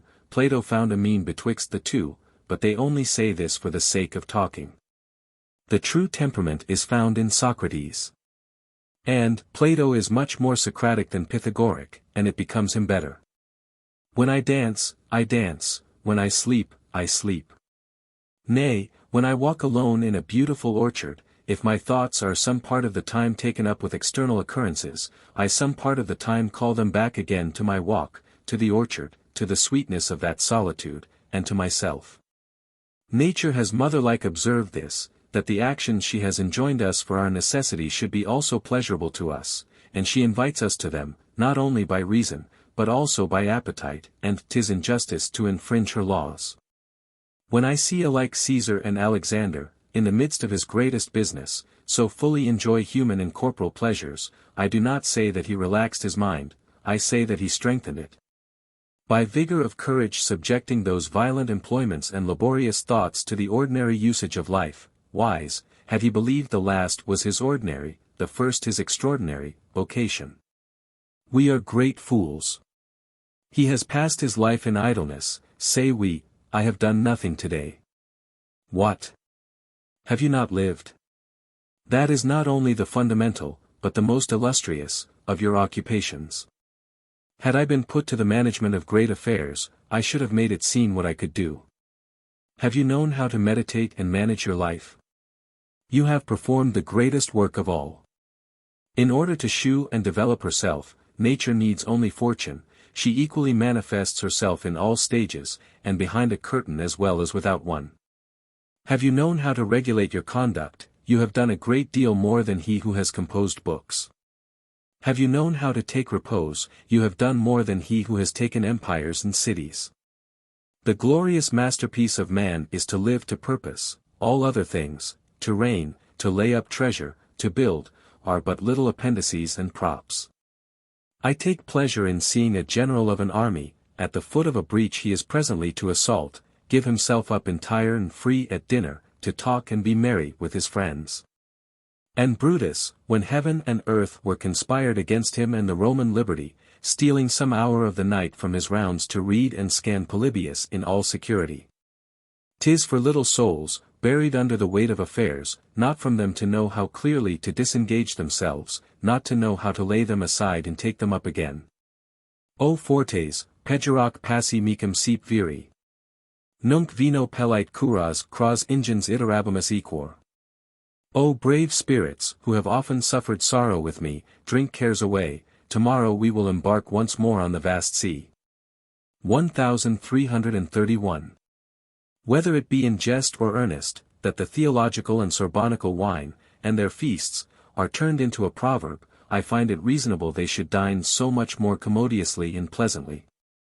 As they have profitably and seriously employed the morning in the exercise of their schools. The conscience of having well spent the other hours, is the just and savory sauce of the dinner table. The sages lived after that manner.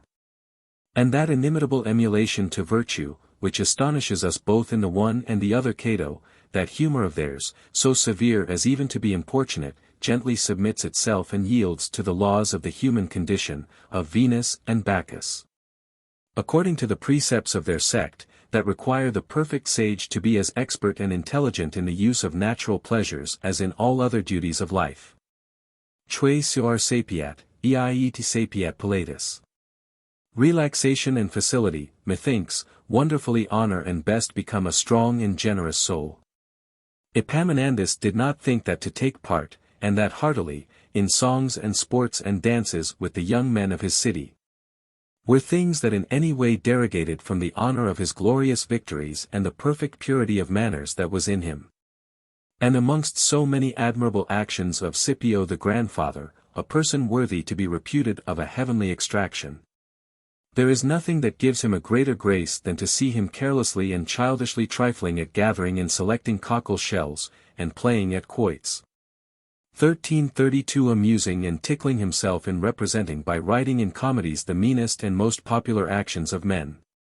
And his head full of that wonderful enterprise of Hannibal and Africa, visiting the schools in Sicily, and attending philosophical lectures, to the extent of arming the blind envy of his enemies at Rome. Nor is there anything more remarkable in Socrates than that, old as he was, he found time to make himself taught dancing and playing upon instruments, and thought it time well spent. This same man was seen in an ecstasy, standing upon his feet a whole day and a night together, in the presence of all the Grecian army, surprised and absorbed by some profound thought. He was the first, amongst so many valiant men of the army, to run to the relief of Alcibiades, oppressed with the enemy, to shield him with his own body, and disengage him from the crowd by absolute force of arms. It was he who, in the Delian battle, raised and saved Xenophon when fallen from his horse. And who, amongst all the people of Athens, enraged as he was at so unworthy a spectacle, first presented himself to rescue Theramenes, whom the 30 tyrants were leading to execution by their satellites. And desisted not from his bold enterprise but at the remonstrance of Theramenes himself, though he was only followed by 2 more in all. He was seen, when courted by a beauty with whom he was in love, to maintain at need a severe abstinence. He was seen ever to go to the wars, and walk upon ice, with bare feet, to wear the same robe, winter and summer. To surpass all his companions in patience of bearing hardships, and to eat no more at a feast than at his own private dinner. He was seen, for 27 years together, to endure hunger, poverty, the indocility of his children, and the nails of his wife, with the same countenance. And, in the end, calumny, tyranny, imprisonment, fetters, and poison. But was this man obliged to drink full bumpers by any rule of civility? He was also the man of the whole army with whom the advantage in drinking remained. And he never refused to play at noisettes, nor to ride the hobby horse with children, and it became him well, for all actions, says philosophy, equally become and equally honor a wise man. We have enough wherewithal to do it, and we ought never to be weary of presenting the image of this great man in all the patterns and forms of perfection. There are very few examples of life, full and pure. And we wrong our teaching every day, to propose to ourselves those that are weak and imperfect, scarce good for any one service, and rather pull us back, corrupters rather than correctors of manners. The people deceive themselves. A man goes much more easily indeed by the ends, where the extremity serves for a bound, a stop, and guide, than by the middle way, large and open, and according to art, more than according to nature, but withal much less nobly and commendably. Greatness of soul consists not so much in mounting and in pressing forward, as in knowing how to govern and circumscribe itself. It takes everything for great, that is enough, and demonstrates itself in preferring moderate to eminent things. There is nothing so fine and legitimate as well and duly to play the man, nor science so arduous as well and naturally to know how to live this life, and of all the infirmities we have, 'tis the most barbarous to despise our being. Whoever has a mind to isolate his spirit, when the body is ill at ease, to preserve it from the contagion, let him by all means do it if he can, but otherwise let him on the contrary favor and assist it. And not refuse to participate of its natural pleasures with a conjugal complacency, bringing to it, if it be the wiser, moderation, lest by indiscretion they should get confounded with displeasure. Intemperance is the pest of pleasure, intemperance is not its scourge, but rather its seasoning. Euxodus, who therein established the sovereign good, and his companions, who set so high a value upon it, tasted it in its most charming sweetness, by the means of temperance, which in them was singular and exemplary. I enjoin my soul to look upon pain and pleasure with an eye equally regulated. Eadem enim vitio est effugio animi in letitia quo in dolor contractio. For from the same imperfection arises the expansion of the mind in pleasure and its contraction in sorrow. 1333. And equally firm, but the one gaily and the other severely, and so far as it is able, to be careful to extinguish the one as to extend the other. The judging rightly of good brings along with it the judging soundly of evil. Pain has something of the inevitable in its tender beginnings, and pleasure something of the evitable in its excessive end. Plato couples them together, and wills that it should be equally the office of fortitude to fight against pain, and against the immoderate and charming blandishments of pleasure. They are 2 fountains, from which whoever draws, when and as much as he needs, whether city, man, or beast, is very fortunate. The first is to be taken medicinally and upon necessity, and more scantily, the other for thirst, but not to drunkenness. Pain, pleasure, love and hatred are the first things that a child is sensible of, if, when reason comes, they apply it to themselves, that is virtue. I have a special vocabulary of my own. I pass away time, when it is ill and uneasy, but when 'tis good I do not pass it away, I taste it over again and adhere to it. One must run over the ill and settle upon the good. This ordinary phrase of pastime, and passing away the time, represents the usage of those wise sort of people who think they cannot do better with their lives than to let them run out and slide away, pass them over, and balk them, and, as much as they can, ignore them and shun them as a thing of troublesome and contemptible quality. But I know it to be another kind of thing, and find it both valuable and commodious, even in its latest decay, wherein I now enjoy it. And nature has delivered it into our hands in such and so favorable circumstances that we have only ourselves to blame if it be troublesome to us, or escapes us unprofitably. Stulti vita ingrata est, trepida est, tota in futurum furter. The life of a fool is thankless, timorous, and wholly bent upon the future. 1334. Nevertheless I compose myself to lose mine without regret, but withal as a thing that is perishable by its condition, not that it molests or annoys me. Nor does it properly well become any not to be displeased when they die, excepting such as are pleased to live. There is good husbandry in enjoying it, I enjoy it double to what others do. For the measure of its fruition depends upon our more or less application to it. Chiefly that I perceive mine to be so short in time, I desire to extend it in weight. I will stop the promptitude of its flight by the promptitude of my grasp. And by the vigor of using it compensate the speed of its running away. In proportion as the possession of life is more short, I must make it so much deeper and fuller. Others feel the pleasure of content and prosperity. I feel it too, as well as they, but not as it passes and slips by. One should study, taste, and ruminate upon it to render condign thanks to him who grants it to us. They enjoy the other pleasures as they do that of sleep, without knowing it. To the end that even sleep itself should not so stupidly escape from me, I have formerly caused myself to be disturbed in my sleep, so that I might the better and more sensibly relish and taste it. I ponder with myself of content. I do not skim over, but sound it, and I bend my reason, now grown perverse and peevish, to entertain it. Do I find myself in any calm composedness? Is there any pleasure that tickles me? I do not suffer it to dally with my senses only. I associate my soul to it too, not there to engage itself, but therein to take delight, not there to lose itself, but to be present there. And I employ it, on its part, to view itself in this prosperous state, to weigh and appreciate its happiness and to amplify it. It reckons how much it stands indebted to God that its conscience and the intestine passions are in repose.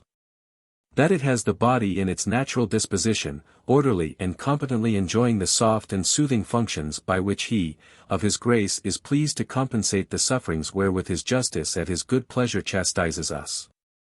It reflects how great a benefit it is to be so protected, that which way soever it turns its eye the heavens are calm around it. No desire, no fear, no doubt, troubles the air. No difficulty, past, present, or to come, that its imagination may not pass over without offense. This consideration takes great luster from the comparison of different conditions. So it is that I present to my thought, in 1,000 aspects, those whom fortune or their own error carries away and torments. And, again, those who, more like to me, so negligently and incuriously receive their good fortune. Those are folks who spend their time indeed. They pass over the present and that which they possess, to wait on hope, and for shadows and vain images which fancy puts before them. Mort obita quelis fama est voliter figuras. Autque sapitos deludent somnia sensus. Such forms as those which after death are reputed to hover about, or dreams which delude the senses in sleep. 1335. Which hasten and prolong their flight, according as they are pursued. The fruit and end of their pursuit is to pursue, as Alexander said, that the end of his labor was to labor. Nil actum credens, cum quid superesset agendum. Thinking nothing done, if anything remain to be done. 1336.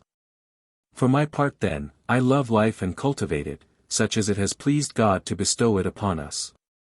I do not desire it should be without the necessity of eating and drinking. And I should think it a not less excusable failing to wish it had been twice as long. Sapiens divitiarum naturalium quaesitor acerimus. A wise man is the keenest seeker for natural riches. 1337. Nor that we should support ourselves by putting only a little of that drug into our mouths, by which Epimenides took away his appetite and kept himself alive, nor that we should stupidly beget children with our fingers or heels, but rather, with reverence be it spoken, that we might voluptuously beget them with our fingers and heels, nor that the body should be without desire and without titillation. These are ungrateful and wicked complaints. I accept kindly, and with gratitude, what nature has done for me, am well pleased with it, and proud of it.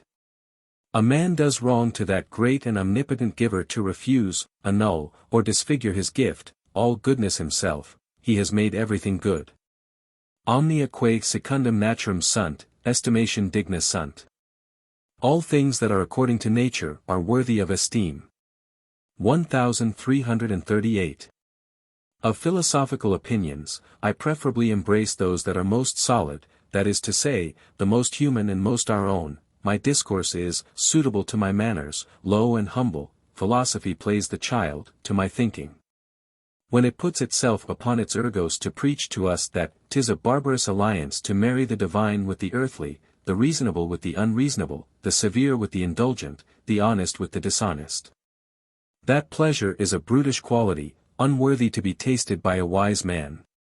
That the sole pleasure he extracts from the enjoyment of a fair young wife is a pleasure of his conscience to perform an action according to order, as to put on his boots for a profitable journey. Oh, that its followers had no more right, nor nerves, nor vigor in getting their wives' maidenheads than in its lesson. This is not what Socrates says, who is its master and ours. He values, as he ought, bodily pleasure. But he prefers that of the mind as having more force, constancy, facility, variety, and dignity. This, according to him, goes by no means alone. He is not so fantastic, but only it goes first. Temperance with him is the moderatrix, not the adversary of pleasure. Nature is a gentle guide, but not more sweet and gentle than prudent and just. Intrandum est in rerum naturam, e penitus, quid ea postulat, pervidendum. A man must search into the nature of things, and fully examine what she requires. 1339. I hunt after her foot throughout, we have confounded it with artificial traces. And that academic and peripatetic good, which is, to live according to it, becomes on this account hard to limit and explain, and that of the Stoics, neighbor to it, which is, to consent to nature. Is it not an error to esteem any actions less worthy, because they are necessary? And yet they will not take it out of my head, that it is not a very convenient marriage of pleasure with necessity, with which, says an ancient, the gods always conspire. To what end do we dismember by divorce a building united by so close and brotherly a correspondence? Let us, on the contrary, confirm it by mutual offices. Let the mind rouse and quicken the heaviness of the body, and the body stay and fix the levity of the soul. Ca, velos summum bonum, laudat animac naturam, et, tanquam malum, naturam carnis accusit, perfected et animum carnititer appetit. Et carnum carnaliter fugit. Quoniam id vanitate sentit humans, non veritate divina. He who commends the nature of the soul as the supreme good, and condemns the nature of the flesh as evil, at once both carnally desires the soul, and carnally flies the flesh, because he feels thus from human vanity, not from divine truth. 1340. In this present that God has made us, there is nothing unworthy our care, we stand accountable for it even to a hair, and is it not a commission to man, to conduct man according to his condition? 'Tis express, plain, and the very principal one, and the Creator has seriously and strictly prescribed it to us. Authority has power only to work in regard to matters of common judgment, and is of more weight in a foreign language. Therefore let us again charge at it in this place. Stultitii proprium cas non dixerit, igne viti contumacitur facere, quae facienda sunt, edi alio corpus impellera, alio animum, distrahic inter diversissimos motus? Who will not say, that it is the property of folly, slothfully and contumaciously to perform what is to be done, and to bend the body one way and the mind another, and to be distracted betwixt wholly different motions? 1341. To make this apparent, ask any one, some day, to tell you what whimsies and imaginations he put into his pâté, upon the account of which he diverted his thoughts from a good meal, and regrets the time he spends in eating. You will find there is nothing so insipid in all the dishes at your table as this wise meditation of his, for the most part we had better sleep than wake to the purpose we wake. And that his discourses and notions are not worth the worst mess there. Though they were the ecstasies of Archimedes himself, what then?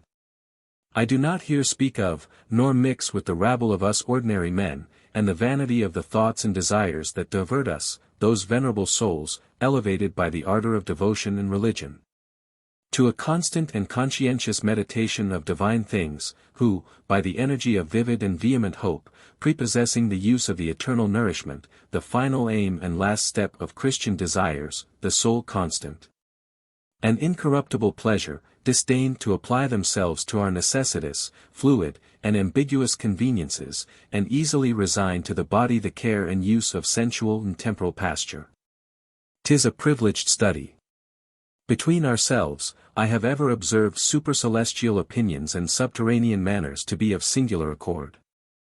Aesop, that great man, saw his master piss as he walked. What then, said he, must we drop as we run? Let us manage our time, there yet remains a great deal idle and ill-employed. The mind has not willingly other hours enough wherein to do its business, without disassociating itself from the body, in that little space it must have for its necessity. They would put themselves out of themselves, and escape from being men. It is folly, instead of transforming themselves into angels, they transform themselves into beasts, instead of elevating, they lay themselves lower. These transcendental humors affright me, like high and inaccessible places, and nothing is hard for me to digest in the life of Socrates but his ecstasies and communication with demons. Nothing so human in Plato as that for which they say he was called divine, and of our sciences, those seem to be the most terrestrial and low that are highest mounted. And I find nothing so humble and mortal in the life of Alexander as his fancies about his immortalization. Philotas pleasantly quipped him in his answer.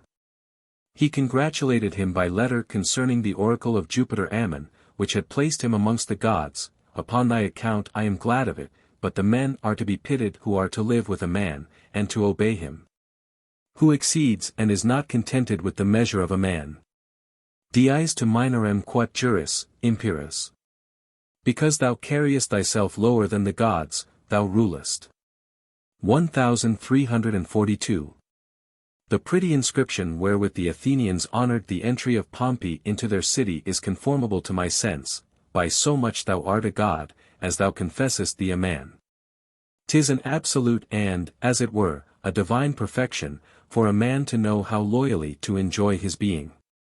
We seek other conditions, by reason we do not understand the use of our own, and go out of ourselves, because we know not how there to reside. 'Tis to much purpose to go upon stilts, for, when upon stilts, we must yet walk with our legs, and when seated upon the most elevated throne in the world, we are but seated upon our breech. The fairest lives, in my opinion, are those which regularly accommodate themselves to the common and human model without miracle, without extravagance. Old age stands a little in need of a more gentle treatment. Let us recommend that to God, the protector of health and wisdom, but let it be gay and sociable. Frui paratis eti valido mihi lato, dones, e precer, integra cum ment, nec turpum senectum digere, nec cithara carentum. Grant it to me, Apollo, that I may enjoy my possessions in good health, let me be sound in mind, let me not lead a dishonorable old age, nor want the cittern. 1343. Or, grant it to me, Apollo, that I may enjoy what I have in good health. Let me be sound in body and mind, let me live in honor when old, nor let music be wanting. Apology. In fact, the first edition of the Essays, Bordeaux, 1580, has very few quotations. These became more numerous in the edition of 1588. But the multitude of classical texts which at times encumber Montaigne's text, only dates from the posthumous edition of 1595. He had made these collections in the 4 last years of his life, as an amusement of his idleness. Le Clerc. They grow, however, more sparing in the 3rd book.